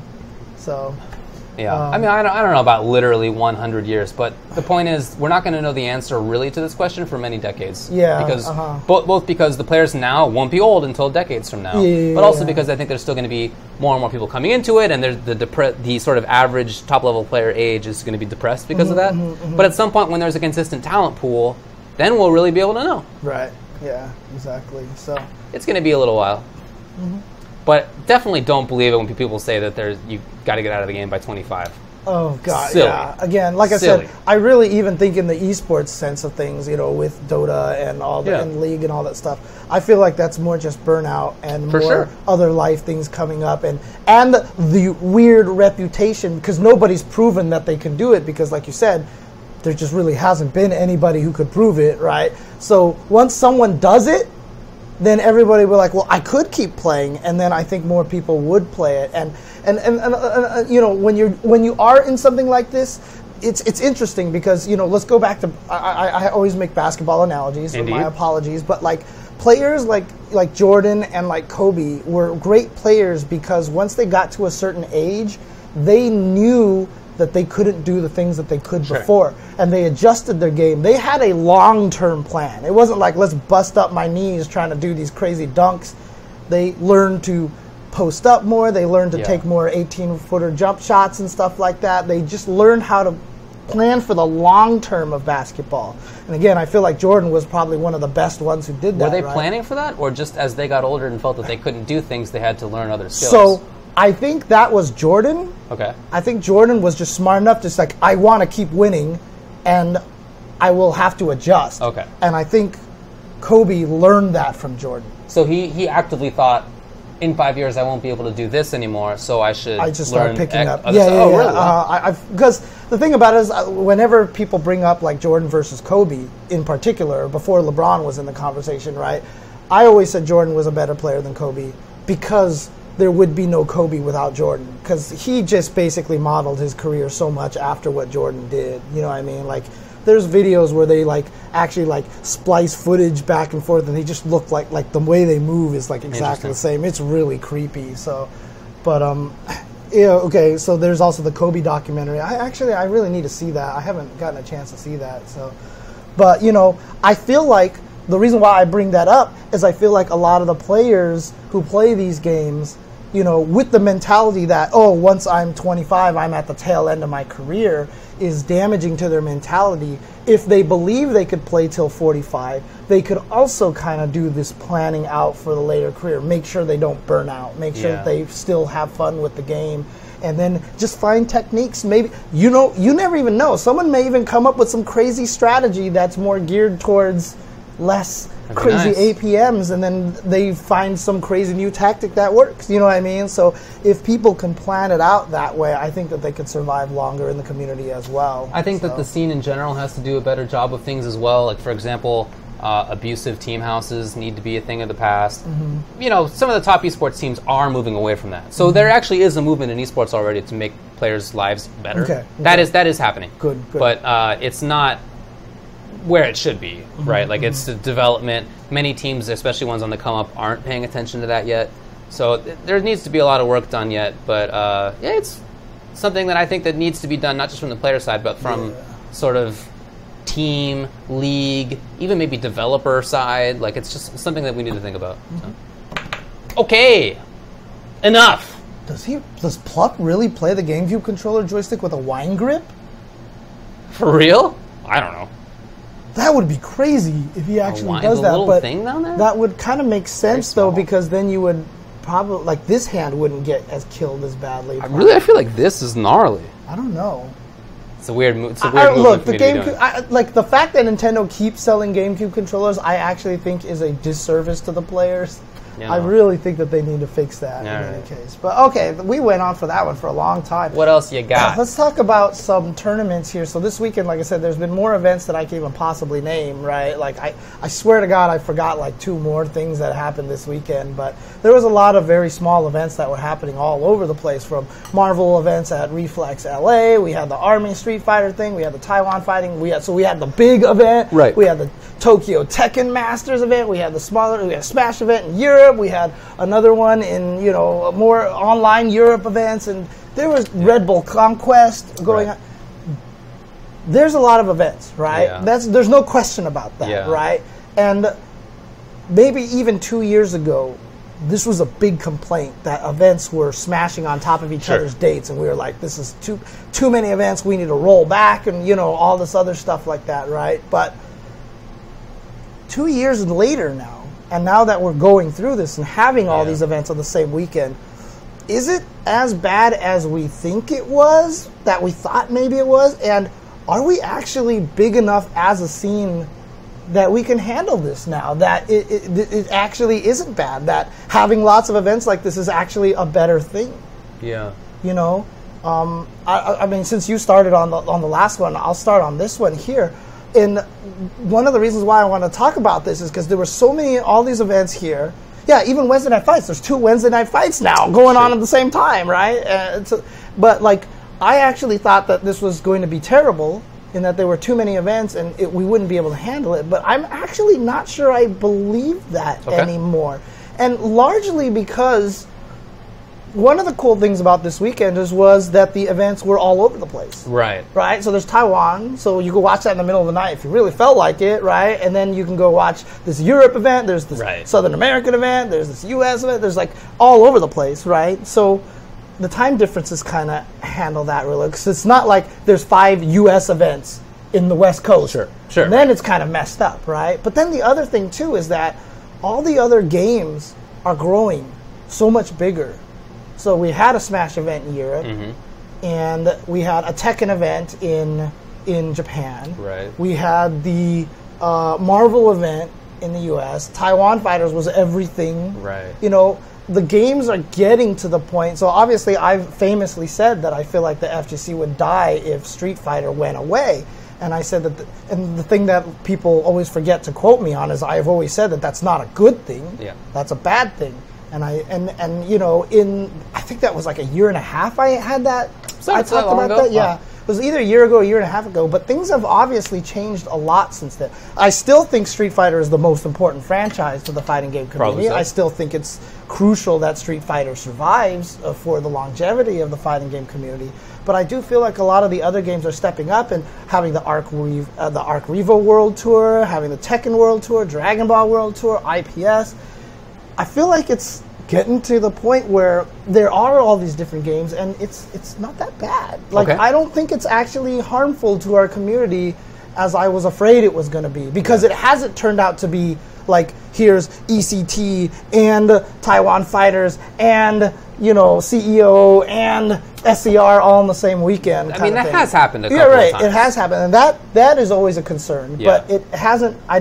Even then, I don't feel like it's been as like destroying the community as bad as it was before. Yeah, so. There was a period of time a while ago now. I feel like the first time I felt that was maybe in 2012 or 2013, quite a while ago now. Yeah. And at that time, there were quite a few events that felt like they were occurring on the same weekend in the same geographic region.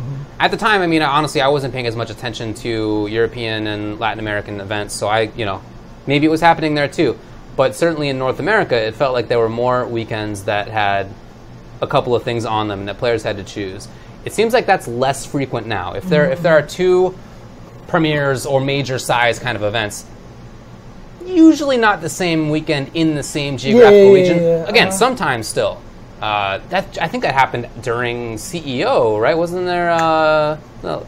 Well, I know SCR and CEO Otaku are the same weekend. Maybe that's what I'm thinking of, actually. Yeah, they're the same weekend this year. Yeah, so that is happening sometimes, but typically it's not, and I'm okay with it. In that example, you have Southern California and you have Florida, opposite sides of the country at least, right? It's not Southern California and Northern California or Las Vegas or Phoenix. That would suck for sure, and it's not happening. So I'm cool with it. It's nice from... Oh, so Manny the Vickering, are CEO Otaku and SCR a week apart this year? Maybe it was last year they were the same weekend. I feel like there was was it like Anime Ascension and CEO? Or Anime Ascension and NCR were the same weekend. Maybe that is what I'm thinking of. That's what I'm thinking of, yes. Yeah, that was the same weekend for sure. That's what I'm thinking of. Yeah. And those aren't that far apart. Right, yeah. So it's not never, but it seems rare. And from the player's perspective, I think it's just more choice. And that's fine. I don't think that kills the scene in any sense. Just having more choices of places to go is great. Right. It sucks to have to make a choice between NCR or Anime Ascension. Yeah. Avoid it if possible. Police, and I know that they do if possible, but and so it happens rarely. So in general, players just get to choose whichever event they prefer. As the stream viewer, you get to do the same. Which one do you care about more? Which game maybe is being played at the time that you care about more? Right. Which players are more interesting to you? Whatever that kind of thing is. So I think it's great. I'm happy about it. Yeah. And it's not, when this was first occurring, I was more concerned, as you were. Right. Yeah. I was feeling the same way. Yeah. That it would be a negative, but I think it's not. Yeah. I mean, but part of why I think I felt it was a negative in retrospect was that there were way fewer, it was more personal, there were way fewer commentators at the time, and I felt like I was traveling too much, and that we weren't getting paid anything like what we get paid now, which is, again, not a ton, but at the time it was like... Wait, is it different than it was back then? Way less, dude, if you think about it. In fact, there were some events where we still had to pay for our own way. Yeah, like, it was becoming a burden, in a sense, on me, and that's not...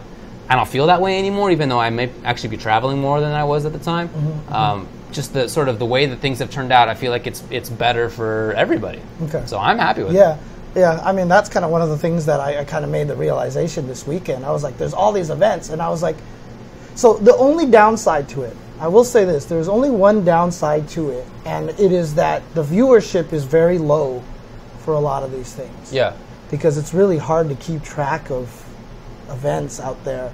Like, I when you host a channel, you actually give them your views, right? Like their viewer. I feel like we need like one channel that every company that can agree on to just let host them all. You know what I mean? I'm sure people have thought about that before. Because it's not hurting their viewers. It won't hurt their viewers. It's a licensing issue. Okay, that's just all it is, right? It's a licensing issue. Man. It's a licensing issue, by the way, not just with the publishers themselves, but also with the tournaments. Tournaments want to have their own stream, and they don't want to share a stream or have everybody host the same stream. Like, they want to have their own brand. Yeah. So I just feel like it's just the way that things are arranged. It's unlikely to make that happen. I just feel like that there's got to be something. I don't know. Maybe I'll start. Certainly, there needs to be a more comprehensive, easily found schedule. That it's better now than it used to be. Smash GG has a good one of those. Shoryuken has a good one of those. Like, it exists, but it's not. It doesn't feel like it's like as obvious. So you still have to hope that like Ace King Offsuit puts out a good tweet that has but you still have to kind of hope that somebody will just do it. Right. Just make it happen. And even many tournaments themselves don't put out a good here's what is happening at every time kind of tweet or whatever the sort of method of putting it out there is. It doesn't happen often enough. Right. So for example, Reflex LA I think peaked at around 1,200 viewers. Yeah, never really got higher than that. Yeah. The Army event, so Homuff in the chat is talking about the Army event having really good viewers. That's being put on the front page of Twitch. Okay, that's being put on the front page of Twitch. So there's a reason why the Army stuff is getting good views because they have a partnership with Twitch. So Twitch has motivation to try to promote those events right there. So I did not know that.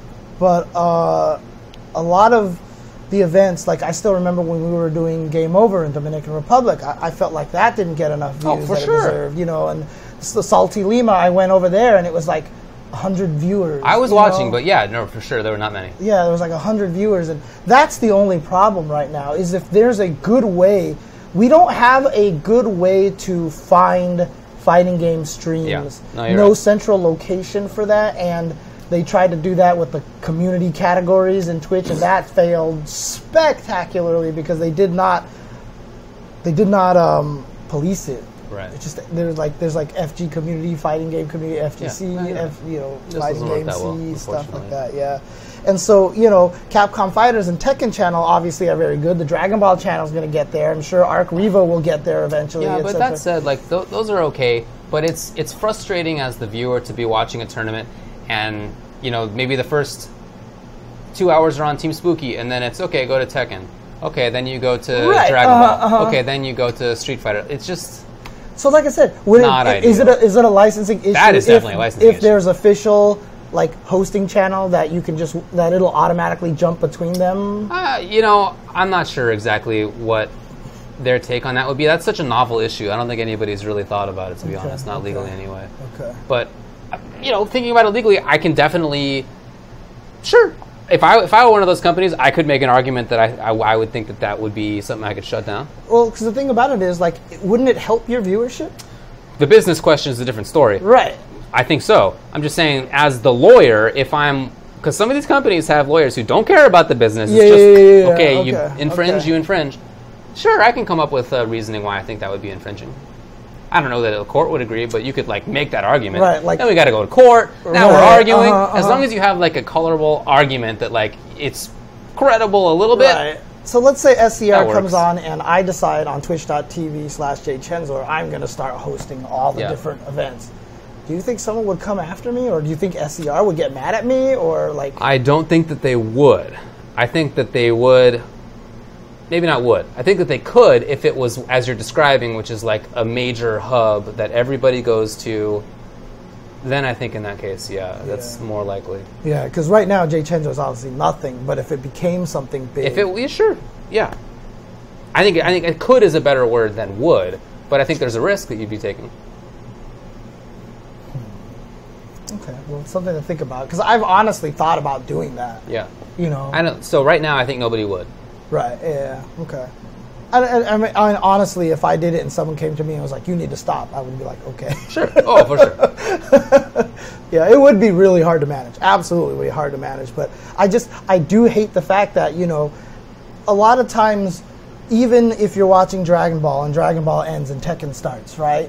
When they were all on the same channel, you would get bleed over from people who just left their stream on, or they, and then they would be like, "Oh, well, I'll watch it while it's exactly, here." But as soon as it's stream ended, you're like, "Oh, close the tab, it's over," and then you lose that viewership. And I think that's such a frustrating problem to have. Yeah, it sucks. So, well, I mean, I know from having spoken with the people who stream, they don't like it. Of course, they don't like having to switch. So part of it is that they want the views. Right. Yeah. Makes sense, of course. But another part is just that they know. So I mean, what I mean is that they themselves want the views for their own advertising, right? Like there's that aspect of it. But then the other one is that, as you said, when you need to switch streams as a viewer, some percentage of viewers just won't do that. Right. They're just, maybe they would watch Street Fighter if it came on, but they don't really care. Right. So they're not actually going to navigate over to twitch.tv/Capcom Fighters. But here's the other thing, too. So you lose views, for sure. A lot of people, like, if we didn't change the channels, even if someone's, like, despises Street Fighter V and they're watching Dragon Ball ahead of time because they love Dragon Ball, right? They could fall asleep in the middle of top 8. And then it would just go through, you know, or someone's just leaving it on, you know, like they just forgot it's incidental views, or they're just sitting here and they're like, oh, friends like, hey, you want to join dinner? Okay, and they run to dinner, they forgot they had the tab on mute. Like, there's actually a lot of potential lost ad revenue, incidental views, you know, and like I just feel like there's something to solve on. Anyways, we've jumped onto a completely different topic here. That's fine. Last one that we wanted to talk about here was Sagat. So like I said, we played some matchups. We played a Sagat Mira matchup, which was really funny. So it was just kind of interesting. But what was cool about it is using tiger shots. Yeah, you weren't trying to use tiger shots, so I was like actually kind of interested in that. So that's why I was like, all right, I'm gonna try to be as tiger shot as crazy. Yeah. So I tried to do that, and I mean, previous to that, I was playing a bunch of Sagat online, and what do you think of Sagat now? Because there's obviously this huge debate of he sucks or he's good or whatever, blah, blah, blah. Yeah, it is like not, I mean, like Bon-chan is like, oh, Nash is like better than Sagat, and da-da-da-da, and some people are like, I think Sagat, XSK Samurai won Wednesday Night Fights, or Hella Night Fights with Sagat. You know, Flo and Joe think that he's ass, you know, and stuff like that. Where do you think he stands? I would say mid, maybe, not worse than mid. I think he's a pretty good character. He, I think, has some really good strengths in a lot of matchups. But I think he's a very matchup swing kind of character, where in one, I mean, nobody gets dunked 8-2. It doesn't exist in Street Fighter V, but he maybe beats one character significantly, and then if the opponent switches to another character, now he's at a significant disadvantage. So whatever the context is in SC5, is that 7-3 versus 3-7? Or 4-6 versus 6. It's something like that. It's not 8-2, right? It's not. Nothing is terrible, right? So I think that he's in a pretty good spot. I think most matchups seem doable for him. I think some are tough, but I also think that people are coming into this with an idea of how Sagat should play, and that is that he's the tiger shot uppercut character. That's him. He's not about buttons up close. He's not about moving forward. He's about zoning with fireballs and uppercuts. He, I think, can do more than that. Yeah, of course. So I really like some of his normals. I think he's got some strong normals. For a character of his design, they're not the best footsies in the game, but for a character like that, who controls sort of this range, to also have good tools here is pretty cool. And not that common. So I'm happy for him that it's like that. Yeah, I'm just glad his tiger shots are true block strings at like close range. Definitely, you know, even and that they're safe or even plus. So I like that stuff a lot. It would be nice. I mean, certainly I can think of improvements for him, definitely. But I think as players get more accustomed to him, I would expect to see more of his normals. I would expect to see more movement with Tiger Knee. I'd expect to see a little bit more jumping. He's got some great jump normals. Jump roundhouse is very strong, for example. I would expect to see more than that. I think he's more than just a defensive character. I think it reminds me of Guile, who I think is a very similar character in this game. Okay. When Guile came out in Season 2, at first some people thought he wasn't that strong because they were thinking, well, if you just do Sonic Boom's flash kicks, characters can get around that. Right?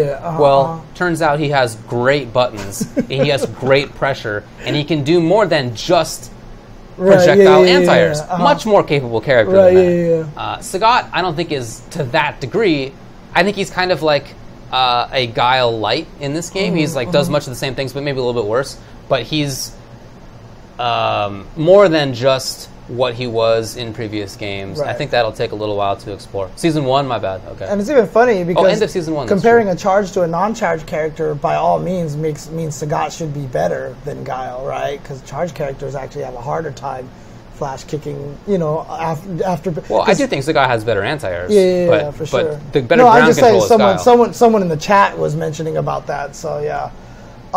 So I think he's very similar to Super Turbo Honda in a way. Okay, sure. I think that there's just matches that he's going to be super good Variable matches, for sure. And then there's just going to be matches that he is just going to die. Like, it's a sad fight, right? Okay. And then there's going to be those few matches. But in the SF4 in the SF4 5, yes. Because he's not going to get 9-1. It's not 9-1 like Honda. Honda's like 9-1 in both directions, right? No, Sagat, it's obviously in the 7-3 scope of things. So there were definitely a couple of matchups that I played, and I was just like, okay, this sucks. Okay, like what? What was bad? So Bison. Okay. Was a huge problem. Bison? Because you can't throw tigers at him. I know you can't throw tigers at him, but you have nevertheless strong buttons. You have good uppercuts. But then you're just playing into Bison's game. He wants to be next to you and then scissor kick you and knee you. Well, you don't want him next to you, of course, but you, I think, can do pretty well at counter poking from about half screen. Third screen, maybe. Maybe. I don't know. I think he beats Bison. I'm just saying that I think that if you come into it looking with the idea that he has to throw tiger shots, I think he's more than that. Yeah. Definitely, I wanted to try different things against Bison, but being online, you lose once and then they're gone. Right. And you don't get to play them, or the guy's one and done you, and that's always annoying. I think Cammy's a really annoying matchup because, holy crap, when she gets in on you, she just jabs and shorts and stuff like that. It's really hard to get her off of you. But again, what a shock. Cammy. Right. Cammy blows up a character in Street Fighter V, News at 10, right? So I thought Nash was a little hard just because he could absorb. I agree with Nash, actually. Okay. Nash does seem tough to me, too. Yeah, because he has good control of the mid-range, and he has better counter zoning, maybe more than just zoning. Yeah. He blows up your fireballs, for sure. And then he can get in with Moonsault slash, pretty well. So those were the three matchups that in particular stood out to me. But when I played Sagat against a character like Sakura or even like Cody or even G, G is a little different because he has the V skill and stuff like that. Yeah, G's fine. But when I played against characters who couldn't handle the fireball, there were some matchups where the opponent, I just didn't feel like they could do anything. Really? Like it was just like I was just like Tiger shot, they jump uppercut, like Tiger, the neutral jumping, I fake Tiger, and they couldn't do anything. And then all of a sudden you throw that forward medium kick all of a sudden in the middle of neutral because they're trying to predict the fireball and the walk. Sure. Yeah, dude, so I really like that button. There was it's a really good button. I saw some people are like, it should combo off of non-counter hit. I don't know about that. I would buff certain other things about Sagat first.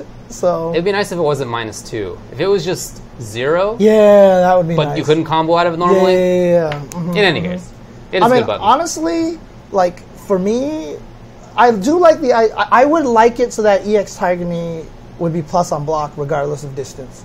Because then he would have to spend meter to have that EX scissor kick move. Right. And I think that would be kind of cool, because then he would have a close-up tool to fight. The fact that at certain ranges it can be -5, you know what I mean? Like, obviously if it was plus at point-blank range, the problem would be that at certain ranges it would be like +17 or something stupid like that. But I think there's a way they could design the move that it would work out. You're right. Yeah, I think that would be fine. But I kind of...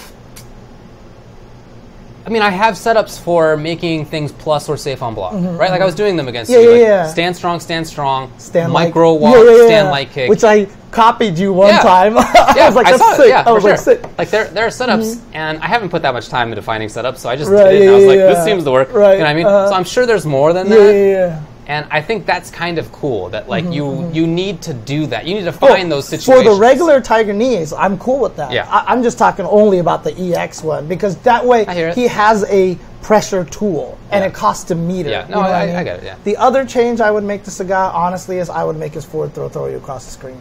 Okay. That's it. He doesn't get much out of it. Dude, he gets... It's at a weird spot for him. I hate the range that he... Like, he throws him, he puts you right... I'm just like... It's just a weird spot. Like, you don't get a good pressure situation afterward, and you don't get strong zoning afterward. It's just like a weird neutral... It's an uncomfortable spot for Sagat. It is literally like the worst range that you could put him in there. Yeah. So I just really think that if he just had his old throw where he tossed you and was super... plus, but the guy's a screen away, so you get nothing. I think that would be awesome. Like that's the, like I feel like if you gave that to Sagat on a forward throw, like then you could do EX Tiger Knee when someone's close to you, scare them, throw them, and then you're back in business. Oh man, then he would be a problem. You know what I mean? Like that would be a big buff.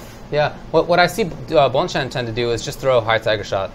because it's a meaty. You wake up into it, right? And it's plus on block from that range. Right. So you're just, you don't get, that's not much, right? It's just like a way to push the opponent back a little bit. That's it. But projectile invincible stuff will beat it. He recovers in time. No, I mean, he's at a range where it's okay. Off of the forward throw? Maybe I'm thinking of back throw. No, I think you're thinking of back throw. I might be thinking of the back forward throw, throw, I got hit off of Tiger shots for sure. No, I guess that's true. Yeah. Dude, actually, Sagat's throw range isn't even that bad. It's just that he walks a little slow. That's it. And what's nice, too, is that something about his hurt box has pulled his throw hurt box back. It's like farther back than you think it would be. So and maybe that's why his throw doesn't seem that good either. Right. Because it's like starting from farther away. So there have been situations where I feel like I'm going to get grabbed, and then somebody tries to grab me and they whiff. That's happened quite a bit. Yeah. No, dude. So I think he's a little bit the ninja scar, dude. I've got the ninja scar. Dude. I think he's underrated right now. I don't think he's a top tier character, but I do think that he's pretty good, and I do think that for sure, if you fit him into a team, he's a great team counter character. Yeah, right. Like he's great in some matchups and fine in most. But I do think there are some where it's tough. Yeah, like I said, he is going to be super good against some characters because. I mean, I fought someone at Super Arcade, someone wanted to play me, and I just threw tigers and he kept jumping at me, and I just kept uppercutting him. And he was like, how do I get around this? And I was like, neutral jump. Yeah, neutral just like, jump. Learn to neutral jump. But block, like, you know, but it's like, classic a lot of people are not going to be able to fight that properly yet just because they don't have that Super Turbo experience. For sure. You know what I mean? So he's going to be It'll be like Sagat when SF4 came out, when so many players were third strike players, and they just thought they could jump in. Oh, man. Yeah, that was a tough time. I still remember because I played Gutex in Street Fighter 4. It was at Dogface's house. Okay. We played, and I played against him with my Cammy versus his Balrog, and he was just so used to headbutt into Ultra everybody who jumped at him. Right. And I was fighting him, and he was like, You never jump. You never jump at me. He was like, why aren't you ever jumping at me? I was like, why the hell would I jump at you? You know, because I'm a Street Fighter 2 player, so I was like already used to this, and it was just really funny to see that kind of. The first 6 months of Street Fighter 4, Ryan was a good player, but I was his demon for a while because I would play third strike obviously as he did, but I also played ST, so I knew that I didn't need to jump all the time, and he jumped a lot as did most third strike players. So as Zangief, I had the easiest counter ever. Lariat, Vanilla lariat. Oh my god, you cannot jump at that guy. Let me hit a crouching Rufus with my lariat, please. Yeah, amazing option. So that caused problems for a lot of people. Yeah. But yeah, that was more a cultural thing than Zangief being the best. I don't think he was good though. Sagat is not going to be a significant you are not going to win a tournament soloing Sagat. You are not. I think it's doable. If you can win a tournament with Nash only, I think you can win a tournament with Sagat only. I do.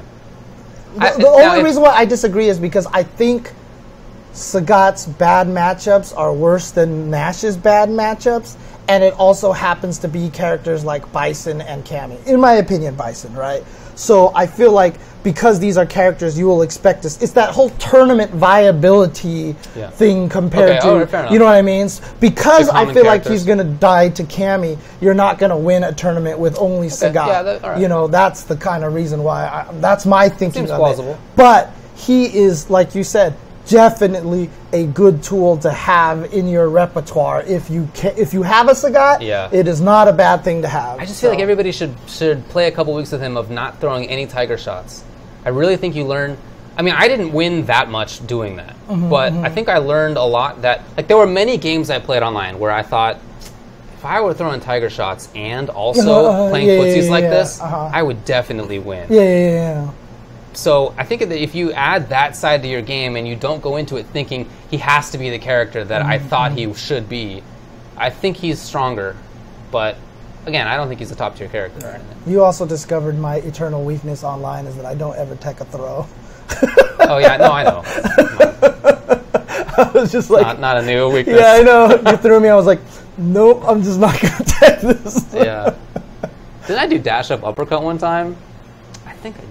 And I might have blocked that still. I think I still blocked that. I think I did. And I think I had thrown you enough, and I was like... you're like, he's got to tech now. No. The worst option. Dude, I just never do it. I mean, that's part bad reactions, and two, I just hate getting shimmied.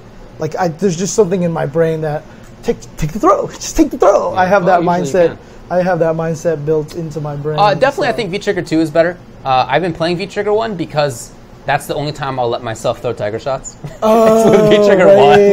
Okay, but I definitely think V-Trigger 2 is stronger. Yeah, and it's like, it's not even just because, in fact, not even because it breaks guard. I don't even care about that. 2 bars. It's 2 bars, and that you can do it from, as you can with V-Trigger 1, you can just do it from buttons. Yeah. It's just V-Trigger 1 is only, it's 3 bars and 2 uses only, and that's just not enough. Honestly, I would make it 2 bars. That's another buff that I want to Sagat, because I think V-Trigger 1 is cool. I think it's fun. Too. So I would like to make it 2 bars. So I think it's a little slept on. I don't think it's like the worst, but it could be better. When I was playing against you, and I was switching back and forth between them, I actually felt more comfortable with V-Trigger 1 than 2, but that's just because I didn't know any of the setups with 2, or I didn't know any of the right times to use it. V-Trigger 1 is just more obvious on what you're supposed to do with it, you know.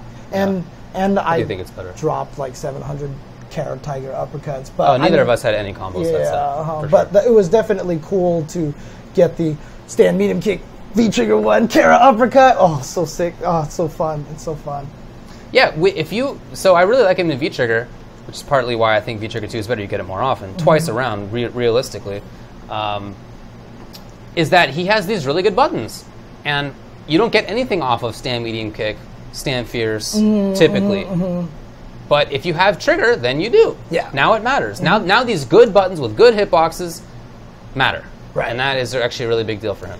Yeah, and someone was saying something here. I forgot what it was. I was going to say something about the character.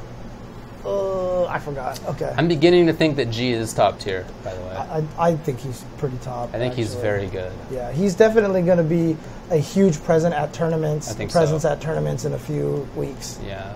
Once, especially Nemo starts killing everybody with that character, a bunch of people are going to be jumping in. I've heard a bunch of, like, some other, I think Smug is using him now, too. Yeah, so. It's true that G has no defense, and that can be a liability, but if you're somebody who, like, I think Nemo fits because he has the squirreliest defense ever. Somehow, with every character he plays, defensive options in reality aside, his defense is so weird that he just gets out of situations very consistently. So if you're that, plus you also have, as Nemo does and G does, really good offense, really good mid-range, really good control, I think you're good. Look, I'm just going to say this. Bison has no defense on Wake Up. He won EVO. He has a 3-frame button, right? So, so there's that, like... Abigail has no defense. I still think he's, like, top 5 potentially, right? I don't think he's top 5, but I do think he's good.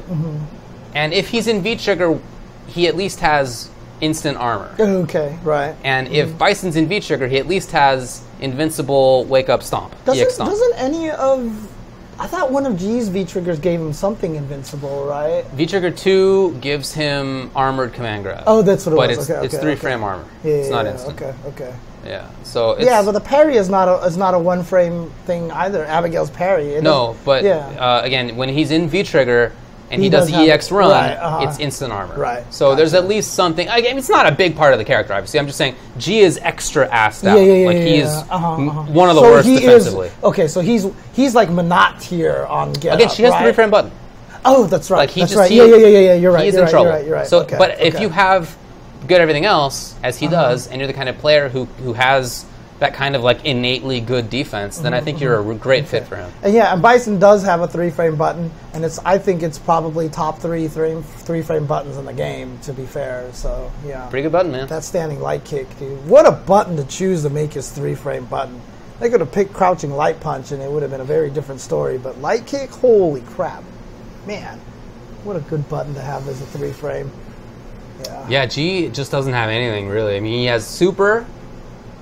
And he has frame 3 armor when V-Trigger 2 is already active.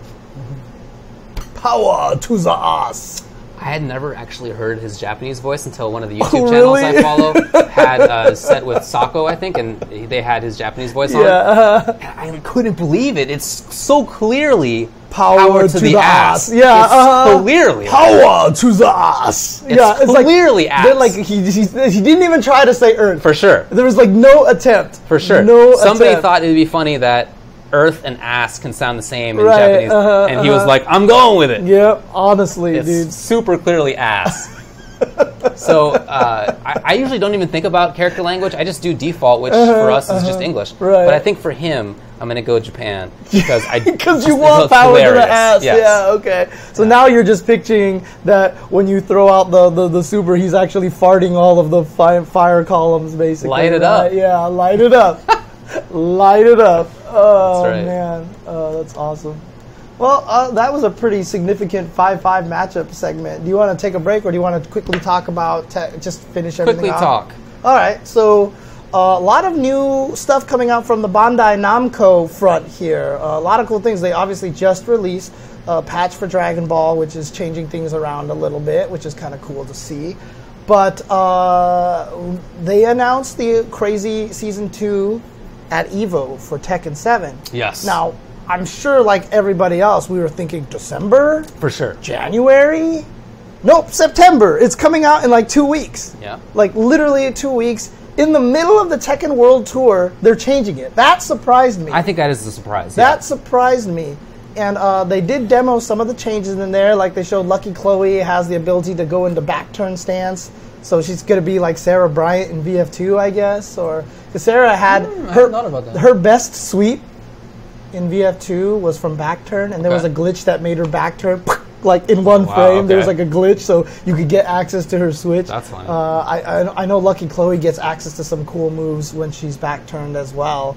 So I saw something about that, but I didn't actually get to see a lot of stuff. Well, I mean, I'm no expert in the game, of course, but from what I've seen from people I follow on Twitter, is that they're happy with the changes so far. Like they've said that they seem well targeted. That they improve balance. Again, I'm no expert. I can't really give you details, but that's what I've read. The wall bouncing that's stuff cool. is kind of neat, you know. But I mean, the next event that's coming up is going to be using Season 1, the Season 1 patch. Okay. They're purposely not updating it, but by the time it gets to SCR, they said they will be using Season 2. When is SCR? It's early October or something? Late September? September-ish sometime, isn't it? Yeah. Typically, I think it's a little later this year. But in any case, that's not that long. Yeah, but it was that's crazy coming out in September. So does that mean Lei and Anna are going to be out in September as well? September 14th to 16th. So it's SCR, in fact, it's only a week after. After the patch comes out. Dang, man. Yeah, that's not much time at all. But do you know if Anna and Lei are going to be out with this patch? Actually, I don't know if they're coming out for the patch. And honestly, does that mean we have to buy another season pass, or does the original season pass for Tekken work for? No, it's Season 2. So it is Season 2. So we need a new pass sure. then. Man, okay. Yeah, they're both coming out with the patch. Gotta hit up Markman. Dang, esports connections. Yeah, I'm gonna do esports connections. Wow. Dude. Wow. Look, as a person who is esports and living off of esports pennies, I'm gonna use my esports connections. Okay. Look. Anyway, it's genius. I'll try to do the same thing. Yeah. I'll tell you this much. I have the season passes for BB Tag on 2 consoles. I may have only... Oh my god, I could have gotten that for free. I bought that like 3 times. I may have only paid for 1 season pass, and that's it. Wow. Wow. I bought that thing on PlayStation and Switch and PC. Wow. I have missed out. Yeah. You gotta do the David dance. That's not my dance at all. Oh man. Anyway, that's pretty soon. Yeah, so I'm kind of excited. You know what? That's cool. What I'm happy about this Season 2 coming out is that that's going to give me impetus to go back and play it right now, because I've been trying to learn BB Tag and I've been trying to learn Sagat and stuff like that. So I think having that come out will be a good reason for me to go back and get back into Tekken again, because I haven't played it in a while and it makes me really, really sad. Cool, dude. Yeah, that sounds fun. But then they also announced a bunch of Soul Calibur 6 stuff, right? So they announced they had a new trailer for a couple of characters. Tira is coming out. But Tira was announced as DLC, or a pre-order bonus. Yeah, I think that's what I believe is what it is. Standalone DLC, I think. Let me check. I think that's the phrasing that they use. Yeah. So a bonus included in the season pass and as a standalone DLC. Okay. Yeah, they also showed a lot of the customization that you could do and stuff. I mean, that's a classic thing for that series. I'm really glad that that's happening. So that's again. actually going to be kind of cool. It really should be there. But I mean, a lot of people are mad about the day one DLC, but this has been happening for a while right now. Eliza was like this, right? You got her if you pre-ordered from certain sites as well. And I feel like this has been happening a while, and I know a lot of people are mad about it. I don't like it, but in my brain, it's like, yeah, Goro was like that. Like, isn't this par for the course now? Like, it's surprised that there have been such a negative backlash. Darkseid, I think, was also like that. Yeah, like having a DLC on day number 1, like, haven't they all been doing that now? Yeah, I mean, people are saying, like, just because it's been happening for a while doesn't mean it's good. Oh, yeah. I get it. For sure. That said, I'm largely okay with this stuff, especially in the fighting game context, where, I don't know, I mean, I guess in anything. Games have been $60 for basically 30 years, and that's not sustainable, so it's not that big of a deal to me. I get why people think it is a big deal, but my own take on it is like, it's okay. Yeah, I mean, one of the tough things about it is that... No, I'm not saying it's the same as the Goro situation, but it's kind of a likening, right? I don't know. Well, the SF Cross Tekken DLC was, I feel like, a completely different story because all the DLC was already on the disc, and it was like, it wasn't like, here's one character. Right. It was literally like... That was not a great... All of them were there, and that felt like a big difference. That felt like a big... I mean, honestly, Street Fighter 5 Season Pass feels bad, but just wait for these majors, or just like next year, I'm sure Season 4 will come out with the disc that, you know, will come with, or like have a DLC pack for 1, 2, and 3 and stuff like that. If they don't, I'll yell at Capcom and see if I can convince them to make one and stuff like that. Oh, if you buy the Season Pass a week after the game comes out, you don't get Tira? I didn't realize that either. That does suck. So here's the thing, right? I mean, I guess at some point they'll sell her. I think wasn't that how it worked with Darkseid? Like, it took a little while before he was available to everybody. There was something weird. I think so. Yeah. So it's like it's not the case that if you didn't buy Darkseid before the game came out that like you just never did. Right. You could get him. So the thing about it is, companies, especially Japanese companies, really need pre-order numbers. They so much of how a lot of soft game companies, I feel like, is based off of getting this big burst of sales at the beginning. So they're going to do a lot, in my opinion, to try to get the pre-orders in as much as possible. Okay, so she's also a standalone DLC. Yeah, you could just buy her after the game comes out. Yeah. So that's what their press release says. Yeah, so, you know, I understand why they're doing it. It's not cool. It's not great.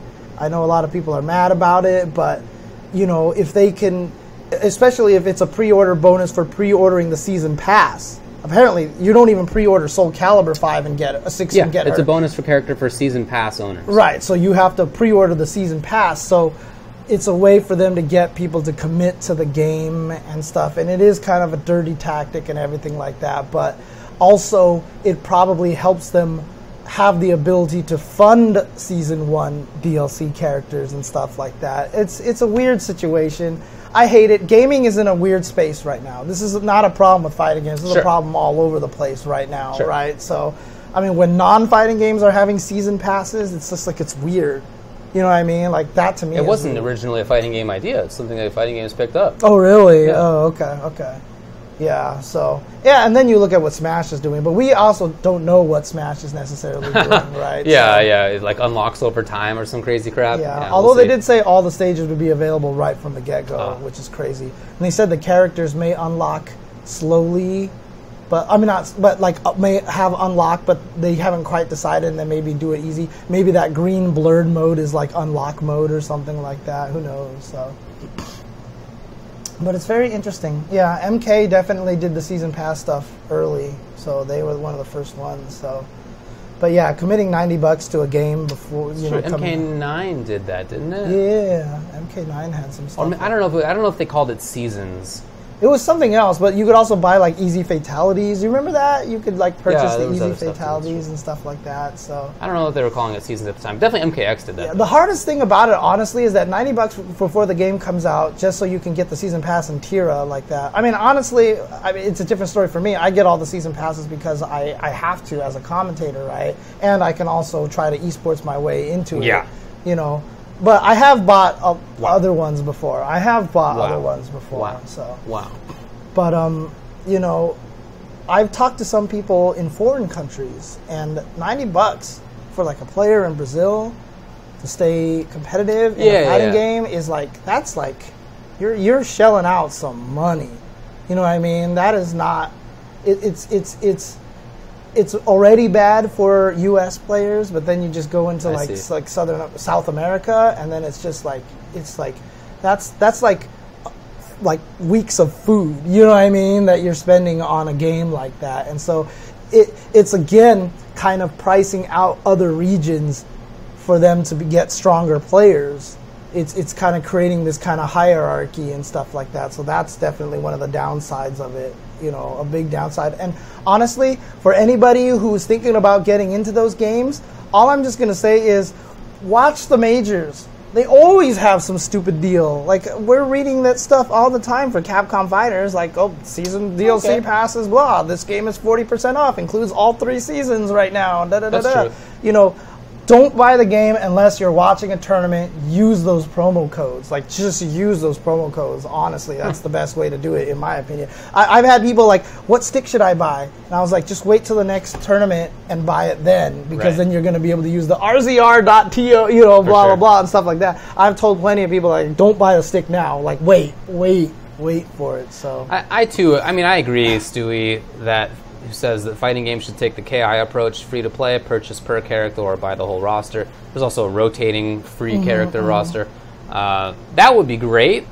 I think that's unlikely out of a Japanese fighting game developer, and many of the top fighting games are from Japanese fighting game developers. So I think I mean, it's no accident that comes from KI, an American company. Like, it's it's just a different mindset, a little bit more open to stuff. The rumors were that SF5 was gonna have that. Right. Like, that was I was hearing from some sources that obviously never panned out. Right, I don't know if it was even true. No, just kidding. All right, you were insane. Sitting in the same booth I was when that conversation occurred. I don't know what you're talking about, dude. I have no idea what you're talking about. Anyway, obviously that didn't work out, so I don't even know if it was true. But the rumor certainly was that SF5 was going to be free to play with a bigger roster of rotating characters, some of which would be free at different times.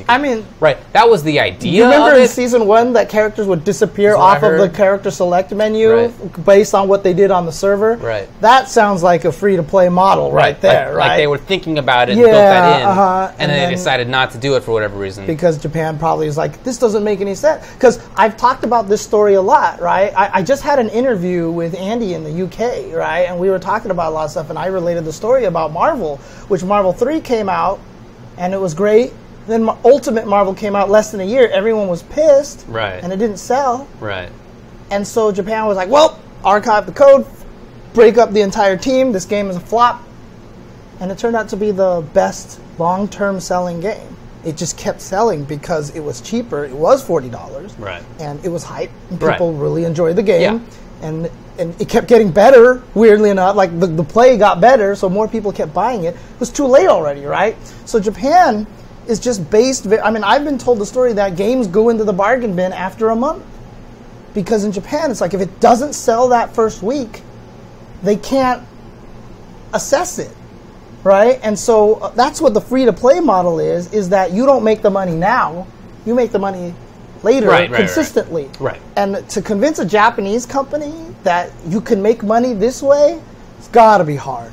It's got to be super hard, because that is just not a business model that they really have had any experience with, you know. The country is so focused on the sales right there. I mean, Dragon Quest, when it comes out, they force the company to not put it out on a weekday, because everybody would call in sick for work and everybody would not go to school. They forced the company to release the game on a Saturday because when they released it on a Wednesday, nothing happened in the country anymore. Because that's how Japan works. Everyone gets it right away. That's wild. You know, and so it's just a different mindset. So it's going to be really hard to convince them to do that, you know. Aren't you playing a free game on your telephone? Isn't that... Oh, yeah, I'm playing a hella free game. But, you know, that's why all those companies are, like, trying to do all this mobile stuff now. So they're doing it for mobile, but it's not yet for, like, the major games. Yeah, yeah, okay. Yep, hopefully at some point that does occur. Yeah, and Japanese publishers rely on pre-orders very heavily, someone says in the chat. Well, I think a lot of game companies do. That's not just them. Dude, everybody knows I'm playing Final Fantasy Record Keeper. Are you kidding me? Like, I've been playing that thing for, like, almost 3 years now, dude. It's crazy. And to be fair, though, the crazy thing about it is it never stopped making new content. Like, it's just it must be doing well. new stuff. Dude, it is definitely doing... I mean, look... I have that Discord, and there are definitely some whales on that Discord. There are definitely people who are spending money on there. One of them is like VIP status. He gets like VIP newsletters and stuff like that because he's just spent a lot of money on the game and stuff like that. They give you a newsletter, huh? Yeah, but I mean, honestly, like the game, you asked me one time, like, do they keep updating it, right? Yeah, like, there's like 3 new events almost every week, like two to 3 events like every week. Wow. They're always putting new stuff. It's crazy, dude. Cool. I can't believe that shockingly, like, they keep ramping up the difficulty too because of the whales, right? Okay. And so what's actually cool is a lot of the fights, based on the weapons that you have, it really is a puzzle. Like, I'm like, can I beat this? And some of them have it so that you get better rewards if you beat it in a minute or under 30 seconds and stuff like that. And so it's like, I've beaten this boss in like over a minute. And I'm like, how do I tweak my team? Let me change this. Cool, man. Okay, under a minute now. But I feel like I can do better. And you just keep tweaking it and tweak it. So there's actually weirdly a lot of strategy. That's cool. It's super fun. So not playing it for no reason. Yeah, exactly. It's actually fun. So that's cool. I don't know. I like it, but I play it too much. I 100% know that I would be way more productive if I didn't have this game on my phone. So that's, you know. It's my WoW, basically. Oh, God, no. No, no. No, no, that smile does not mean what I think it means. It does. Oh, no. You caved.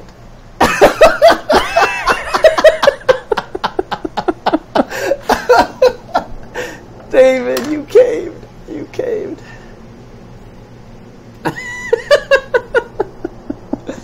Well, how is the new patch? Well, it's a lot of fun, actually. I subbed to it for 1 month, so we'll see how it goes. It's a provisional thing. Dude, you're doing the crack for kids by yourself, dude. I mean, maybe. Dude, you know what's funny too is that 2 of my friends have just seen me on BNet and they have messaged me in WoW. Just surprised, you know, laughing. They all went through the same process. All right, I'm not the only one. I will say I think I'm happy with how I've dealt with it so far. I haven't been binging. I've still been doing work. Okay. Still exercise. That's good. That's good. I mean, look. We'll see how it goes. I've been playing this for 2 years, 2 years plus now, and I've still. So I already did unsub, so it does not renew. It was only like maybe a month and a half ago that I actually spent my first even penny on the game.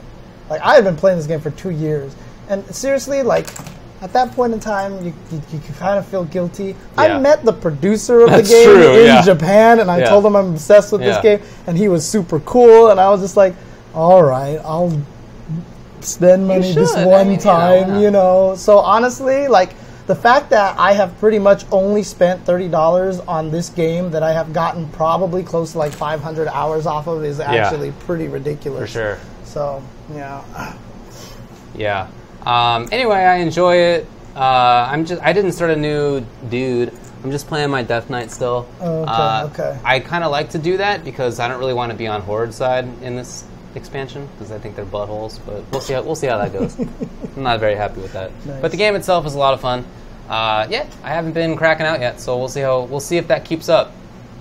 Yeah, unfortunately, I don't have Android, so I can't do the Google Reward stuff. That's how Gibby does a lot of things. He does the Google Rewards, and then he can buy stuff in the game with Google Reward money, which is really interesting. So, yeah. Yeah, I've always been Horde. Oh man. Okay. Well, back to the whole Soul Calibur DLC thing. Oh yeah.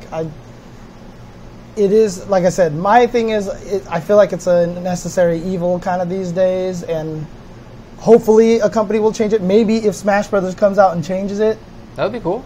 If Smash Brothers comes out, does not have any day one DLC, because remember, last one had Mewtwo, that was DLC that you had to buy something, and I remember that it was discounted if you bought it on both the DS and the Wii U. They had that kind of crazy system going in there and stuff like that. But if the new Smash comes out and everybody's just in there and there's no DLC or everything like that, then hell yeah, support the game with your money and talk about it on social media and just get people to understand. Just get people to understand that we will support it because of that. So yeah, Mewtwo was not day one. That's true. That's true. So okay. Yeah. Let's talk about some FGC news, shall we? I think a big part of why I didn't play WoW for the last year or so was that I basically finished Legion, and I didn't feel interested in the grind anymore, and I had found myself watching a bunch of YouTube and Twitch stuff of this expansion just because I wanted to know the story. Mm-hmm. So I was just trying to listen for the story, and my suspicion is that once I get through it, that I won't feel the need to continue. Mm-hmm. But I guess we'll see what happens. Okay. I did unsub so it doesn't auto renew. Oh, you did? Oh, yeah, so it's only there for a month. Okay. Gotcha. Yeah. Nice. So you're going to be cracking out this month then? Well, I haven't been cracking out yet, but we'll see. I have been playing it, but I wouldn't describe it as crack. I know. We'll see though. Okay. Let's talk about some stuff. We already talked about Tekken 7 coming out on September 6th with new characters, system adjustments, and gameplay features. I saw a tweet from Mike Murphy. Okay. That they are going to come out with some patch notes eventually. Right. I saw that as well, yeah. Because I also saw that they were like, oh, it'll be fun for players to discover the other changes. And I was like, no. And then they said, we'll come out with patch notes. And I was like, yeah, I did the Drake thing, They're right? smart. Well, the first thing they're like, we're fun. I was like, and then they said, with it. And I was like, okay, so there you go. Right. So there you go. Also, release date, Omen of Sorrow has been given an announced date of November 6th. So that is going to be coming out on November 6th this year. A lot of people have been playing it at, they've been bringing it to everything. It's been at EVO, it's been at CEO, and all that stuff like that. So for a while as well. Yeah, for a while. And a lot of people have been enjoying it. It's very deep. The system mechanics of the game is now, thanks to BB Tag, not the most complex game system since Uniel, because BB Tag is there, but it still has that kind of feel to it, and very interesting, unique characters too. There's some really interesting ideas in there. Mm-hmm. So definitely check that out. Again, developed entirely in Chile. Right. So that's really impressive that they were able to do this. And Felipe, the guy who's been bringing around that we've been talking to a lot, hung out with a couple of times and everything like that. Good dude and really, really knowledgeable in fighting games. I've always been really impressed whenever we talk to him about fighting games. Because he really, the way he talks about his own game, he was like, yeah, I was worried that this is rewarding too much if you're a success, it's like, it doesn't help this and that. I didn't like this system because it made the game play this way, and I was like, this is really insightful stuff, so I was really, really happy about that. I agree. Renoa Hartley is out in Final Fantasy Dissidia, so brand new character added to Final Fantasy Dissidia. Something that it's a game that I really wish I need to get. I want to play it more. I actually want to get back into that, but god damn it, there's just too many games. It's like I can't. It's just. Anyways, Dotemu has revealed that they're making a Windjammers 2. Oh my god, that's right. Windjammers Fighting 2 game news coming to Nintendo Switch and PC in 2019. Do you think that this might actually get Xavier Woods to quit the WWE and become a professional Windjammers player? Did he end up winning the tournament? No, he did not. Okay. He did not win the Windjammers tournament. Yeah. But I heard he did really well in it. I heard he did commentary for Sick, it. So okay. Yeah. Wow. But anyway, yeah, that sounds cool. It's a fun game. The first one is a very fun game. You take that back, Rock Monster. Someone needs to time him out. Man, I don't know what that is. You can't even say that, dude. Tifa's overrated. Tifa's overrated. Yeah, I agree. But Hitomi and Lei Feng did show up in an official Dead or Alive 6 trailer. Oh, those that's what I was thinking of when the Soul Calibur one. I was like, didn't they reveal new characters? No, it was Dead or Alive. I see. They announced that Hitomi and Lei Feng are actually... I know people are going to get mad at me about Tifa. All I'm going to say about Tifa is I don't understand that character because that girl has got to have back problems like you can't even humanly imagine. Because she doesn't make sense as a human being. Does she carry a heavy backpack? Or a heavy front pack. Does she have a really heavy... Did she have huge tracts of land? A fanny pack? Is she a big fanny pack? Fanny. But Hitomi and Lei Feng have been revealed in a new DOA 6 trailer. What else do I have here? There's a Philippines Red Bull Kumite qualifier coming up, and the registration is now open, and it's scheduled for the end of September on September 29th, 2018. So if you're in the Philippines and you want to get into Red Bull Kumite in France at the end of the year, shout outs for the bits there. Thank you so much, Dreaded Bread. But if you want to try to get into the Red Bull Kumite in France at the end of the year, definitely check that out. That's the registration's open. It'll be on September 29th. Esports Ecosystem, which we saw a lot of at EVO, which is Lapchi's new cryptocurrency company, basically. Yeah. They're trying to do a lot of sponsoring stuff. So there's actually going to be 2 Street Fighter V online tournaments, and the winners will be flown to Canada Cup. So there's going to be a couple of tournaments. There's going to be a West North America, which takes place on September 4th, and then the East North America, which will be taking place on September 11th. The winner of each of these events will get an all-expense-paid trip to compete in Canada Cup. So if you do want to go to Canada Cup, and trust me, it's worth it, because Canada Cup is a very, very good tournament. Definitely check that out. Look, if it's an all-expense-paid trip there, they can't really scam you, because if they pay for all that stuff with cryptocurrency or real money, you're still flying out there. So you know, I know a lot of people are worried about it. Cryptocurrency has had a bad history. I'm not super confident necessarily in cryptocurrency, not in what Lapchi's doing. I have confidence in Lapchi, but I don't have confidence in cryptocurrency. But you know, if it's an all-expense-paid trip, you're getting that trip if you win this event, no matter what. So, you know, I think that's actually kind of cool. Makes sense. Yeah, and that's also going to be where the Super Turbo Tournament of Legends Championship is going to be. Dude, I think they already said Komoda and Anakin are like already confirmed to be there. Dude, I mean, that's pretty sick. I think it's like their first time leaving or going to America. Hasn't Anakin been here? Maybe Anakin. I believe Anakin. Yeah. I don't know about Komoda. No, Anakin was flown out for the Red Bull thing. That's what I thought. Yeah. But for Komoda, this might be the first time. First time I'll have seen him personally. So dude, that's pretty sick. That guy's really, amazing. really sick. Yeah. The Red Bull Kumite, I believe, is in November. That's what I remember. I believe so. That's what I remember. We talked about Tira already. Ed Boon kind of hinted that they are working on a new game, but blah, blah, blah. Okay. Well, I mean, that's fine. Yeah, everybody knows that. Basically. Right, yeah. It's like, obviously, the game studio is working on a game. Yeah. Big news! Guess what, everybody? Dude. Yeah, exactly. No, obviously. It was just like, we promise there's going to be something new, blah, blah, blah. Also, more costumes in Street Fighter V. Again, for the women. No costumes for the dudes at all, ever. But it is a series of maid/goth kind of outfits. The only thing is that I'm going to say is that Falca's costume is actually kind of cool. I actually kind of like Falca's costume. You can put it on the internet? Yeah, I'll put it on the internet. Red Bull Kumite will be November 10th and 11th, 2018. Just looked it up. So what I'm going to say is that Falca's costume is not bad, and it also, not my pun, I saw somebody else say this, and I really like the pun. But here it is, it's goth Falca sitting here, right? Alright. And she's holding a microphone stand. Oh, is that what that is? That's a microphone at the top there. It's actually a microphone. Okay, right? So someone actually asked, "What's her band's name?" Okay. On the Capcom Twitter, and someone else responded, "Ride of the Valkyries." Oh, and I was all like, right. "Okay, Yeah, hey. I like that. I like that." So it's actually pretty kind of cool. All right. Only problem is nobody plays this character, so I'll nobody never cares. see it. Yeah. One Wow. person- Look at the dingus in the yellow on the right. I mean, obviously the character's been there, but he's quite a dingus. I mean, he was even in Street Fighter 2. Yeah, he's right? been there. So yeah, but yeah, there you go. I mean, man.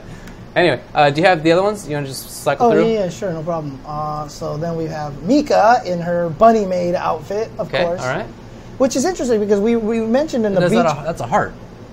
I think that's a heart, but Yeah. on her head, you mean? No, on her boobs. Oh, okay. Because I was talking about that as a bunny. Oh. Not the boobs as the bunny. I didn't even see the head thing. The head thing, yeah. So there you go.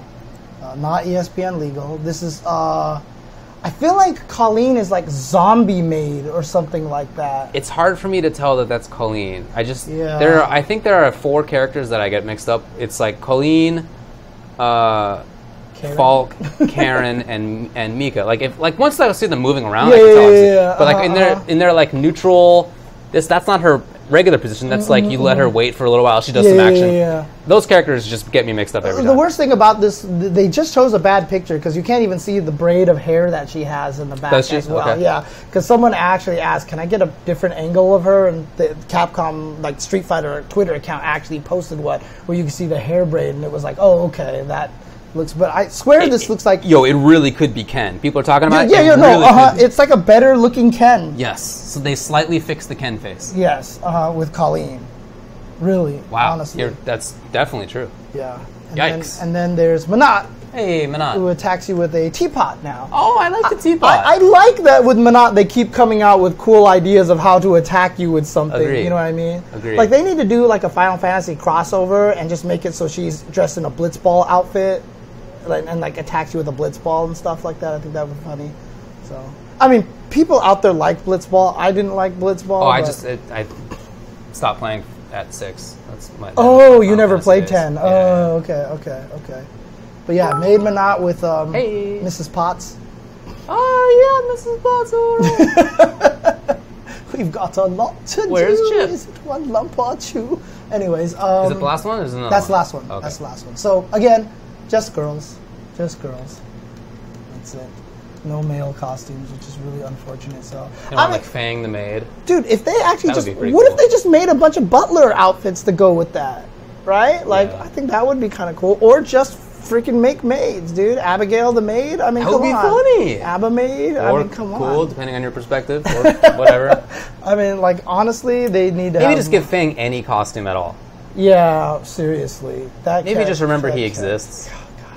Although I will say this much, Falk has really replaced him as the character that nobody remembers exists in the game. True. True Because, story. I mean, because here's the thing, Sagat, he makes you feel good when you uppercut For people. sure. Sick. There was okay, sorry, I have to just be proud of that moment where I threw the slow tiger shot and you were from a full screen away, you jumped, and I dashed Kara uppercutted, and I was just like, oh, that felt good. It is cool. It yeah. feels good. Yeah. There's nothing about Falk that feels good when you hit them with it. Definitely true. It's like really shitty looking fierce, really shitty looking jab, really shitty looking crouching strong. Yeah, You know, like yeah. you just Javits tweeted one time. He's like, "Why does nobody play this character?" And that's literally the reason, because there's nothing about her that makes you feel good when you win. I'm with you.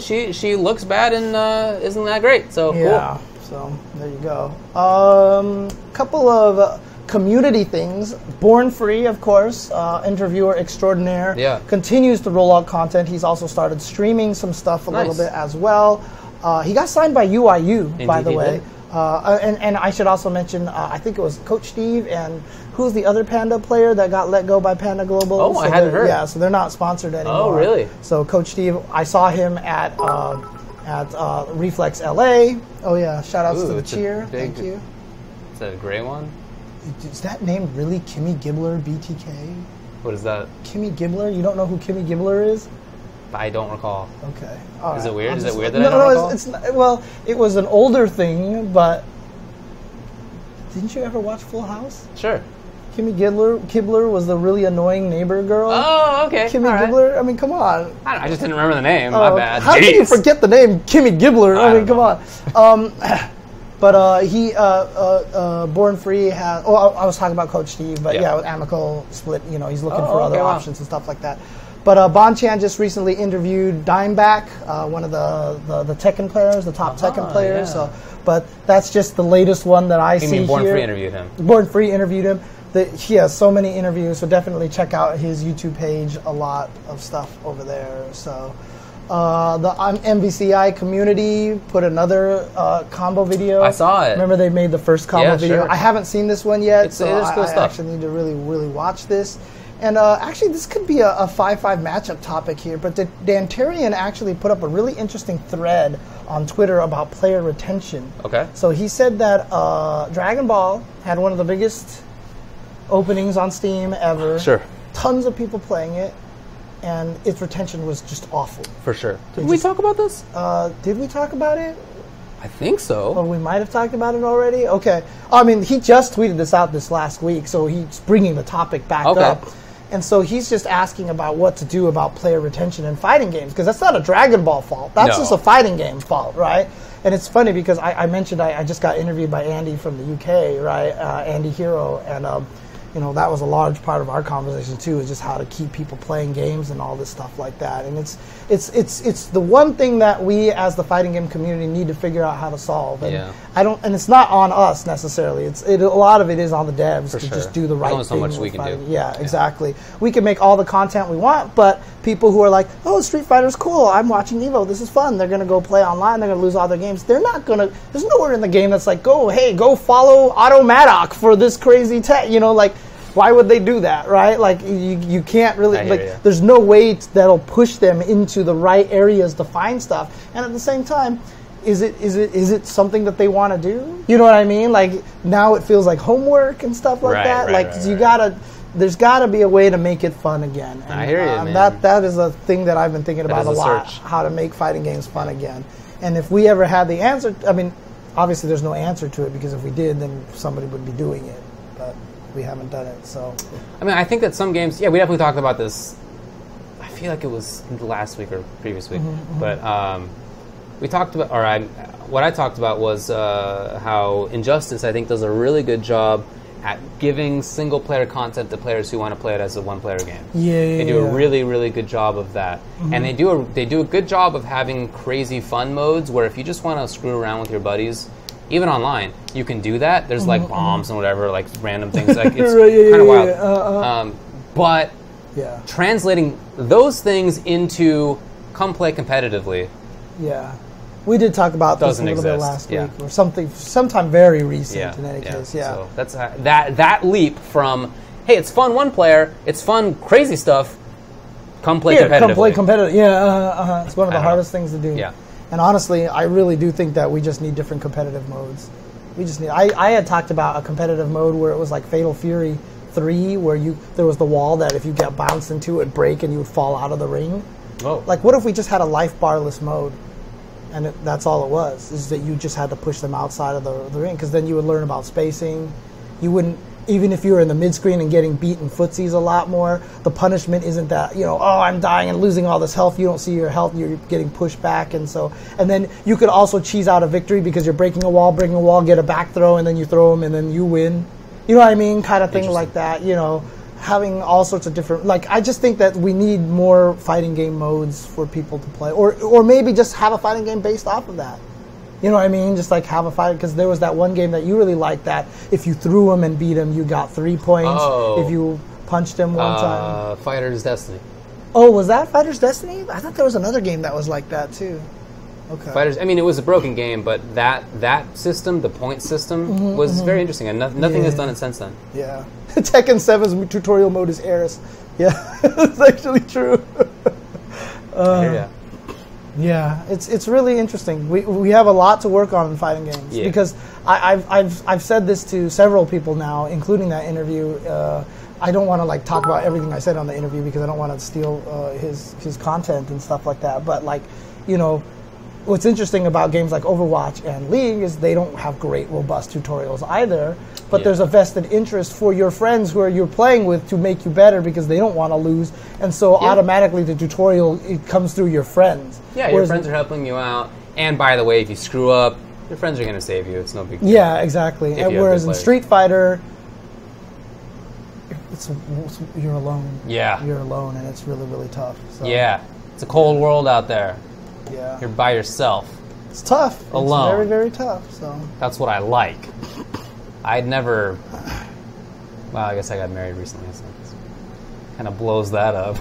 What were you going to say? I just was about to go into a stupid monologue about I'd never join up with anybody else. I have to be by myself all my life. Okay, fair enough. Okay. When I thought about it in my head, I thought, this is not going to work. You're like, whoops, actually, never mind.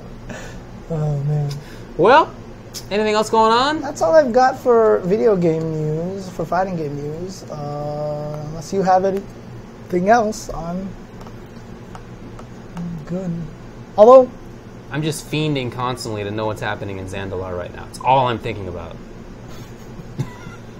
The worst thing about it is, I'll tell you the worst thing about Final Fantasy Record Keeper is in the latest patch, they actually gave the ability to have the game send you a notification when your stamina maxes out. Oh, is that bad? Oh, it's terrible. Because before, it was just like your stamina would max out and you'd be like, you just forget. But now you get the notifications, so you're like, oh crap, gotta go spend my stamina. So it's like even more the game of crack right now. My wife doesn't watch the show. She is not really into video games. She grew up playing games like everybody, but she stopped earlier on. So no, she doesn't really watch streams or come to tournaments. I brought her to stuff, but that was probably like years ago. Yeah, I remember that too. Probably like 5 years ago. That was at SCR in UC Irvine. Yeah. So we drove, or she drove down. And, I'm busy the whole time, right? So I can't hang out with her. Oh, shit, that's right. Sorry, Danya. Yes. She's kind of a normie, yeah. Eunice came out on Steam yesterday. Oh, of course. yeah. How did I forget to even mention that? Oh, my God. Yes. Yes, Eunice is out on Steam. Everybody who actually told me that I would play it, except it's not on Steam. There you go. You don't have that excuse anymore. Play the freaking game, and also now my pinned tweet on my Twitter is the playlist that Choi Sauce and I made for all of the Uniel stuff. So you can always go to my Twitter page, go to the pinned tweet. For a while it was the Guilty Gear thing, and now I switched it over to the Eunice thing. So check that out and make sure you play it because the game is super good. Super, super good. Best tutorial for what a tutorial can be. For the maximum quality of what a tutorial can be, Eunice is there. So definitely check it out. There's so many great things on there. So nice. You get the OST for free? Dude, the music is so good. There's good music on there. Dude, and have you actually, because you know how like in Guilty Gear you can change who you are in training mode with in the menu, kind of like a BB tag? Have you ever seen it in Eunice? No. It is the most ridiculous thing. It's like, let me change characters. Let me change the background. Let me change the music. Black, done. Nice. It's like literally half a second or 1 second, and it's up, new stage, new characters, new music. Okay. It's ridiculous. So like, labbing characters in that game is it's easy. Because even in BB Tag, it comes to the versus screen again, right? You actually see the versus screen again. But Eunice is just literally like black, done. It's nuts. It is nuts. Wow. So I think, Eunice. Under Night in Birth, EXE latest. Yes. If you want the whole thing spelled out. Under Night in Birth. It's an OST sampler. Okay, so I'll go grab that then. That'd be nice in SF5. I have been using SF5's new feature that if you play against a character in ranked or casual online, you then afterward have the option to go in training mode against that character. Yeah. That's been handy. But yeah, for sure, it'd be nice to have more. Yeah, Eunice is actually really growing. Like I've seen a lot of people talk about their weeklies, and there's a lot of people playing it. A lot of people are interested now because of BB Tag to see what these characters were about. There's a little more interest. Honestly, the thing that's going against Eunice the most is its goddamn name, right? Under Night in Birth, EXE latest. Just the makes name. I mean, there's not a lot of visibility, at least in North America. I can't speak for other parts, but here there's no advertising or anything like that. It's all word of mouth. Right. I remember that topic, Fanta. Actually, maybe we'll save that for next week again. Yeah, about like having casual stations specifically for lower players and higher players. While I mean, we'll save it for next week because I have a lot of thoughts on it. In fact, I saw her post it on Facebook, and I had like I wrote a novel essay in response to that. So, but yes, Unist, great game, really, really fun game. It's such a smartly thought out game. I still think it's one of the best game systems. I can't disagree with that. Yeah, the game systems that's there. So, yeah, I mean, Vi used to do that before Wednesday Night Fights when it was just Shigo BMX's garage. He had the A station that you had to win your station to get to the A station. So, but honestly, well, back in the arcade days, we all had the big boy cab. Yeah, I think every arcade had that. Yep. There was a player at UCLA named Dean who was super good at fighting games, and every time me and Dean got up to a machine and played, everybody went to the other machine. It's just like they just didn't even want to try. And so me and Dean just played each other forever. And that was the guy who beat me up. I mean, honestly, I don't know anything where he is now. He was easily one of the best guys who never played in tournaments. Like, he was just as good as probably a lot of those Pico Rivera players and stuff like that. He just didn't ever play in tournaments and stuff like that. But he was the one, he's pretty much the guy who taught me fighting games without teaching me fighting. He just taught it to me by beating the crap out of me. Because when I had my epiphany during Alpha 2, it was against him, where he was just beating me up. And I finally figured out how to counter something that he was doing, and then he never did it again. So I never countered it once. And I got so mad. I still remember because I walked home. I used to walk home. I lived about like a 30-minute walk from UCLA. So I was walking home. The entire walk home, it was just like salt. Like, I was just so mad. I was like, I figured out how to beat him. I was pissed off. And then I was like, he knew. He knew as soon as I figured it out because my gameplay changed. I started walking differently. I started playing differently. I probably wasn't hitting the buttons anymore. And I was like, he was training me to do exactly what he wanted me to do. And I was like, holy shit. I was like, I get it. And it just like, boom, right there. It all snapped into place right there. So, Blade Strangers, I haven't touched it yet. I haven't touched it. So. All right. Well, there you go. So, I got to pee pretty badly. Okay, cool. So then, I drank all this tea. I drank this hydration bot. I drank basically all of this tea, and then I drank most of this water. Oh, nice. Okay. And so, result is, it's bird time. Yes. Have a good week, everybody. All right. Yeah, lots of cool stuff coming up. This weekend is going to be the Army thing in Alaska. Hey, I'm going to Alaska. I'm so jealous. I want to go. I'm going to Fairbanks, Alaska. I'm so jealous. And they asked me what I want to do on Friday, and apparently you can go see the base. And I was like, I don't want to do that. I want to go to, like, the Museum of Alaska. And I looked it up. Aurora Borealis. There's actually a mining hall of fame in Fairbanks. I'll see you there, Fairbanks Mining Hall of Fame. Let's do it.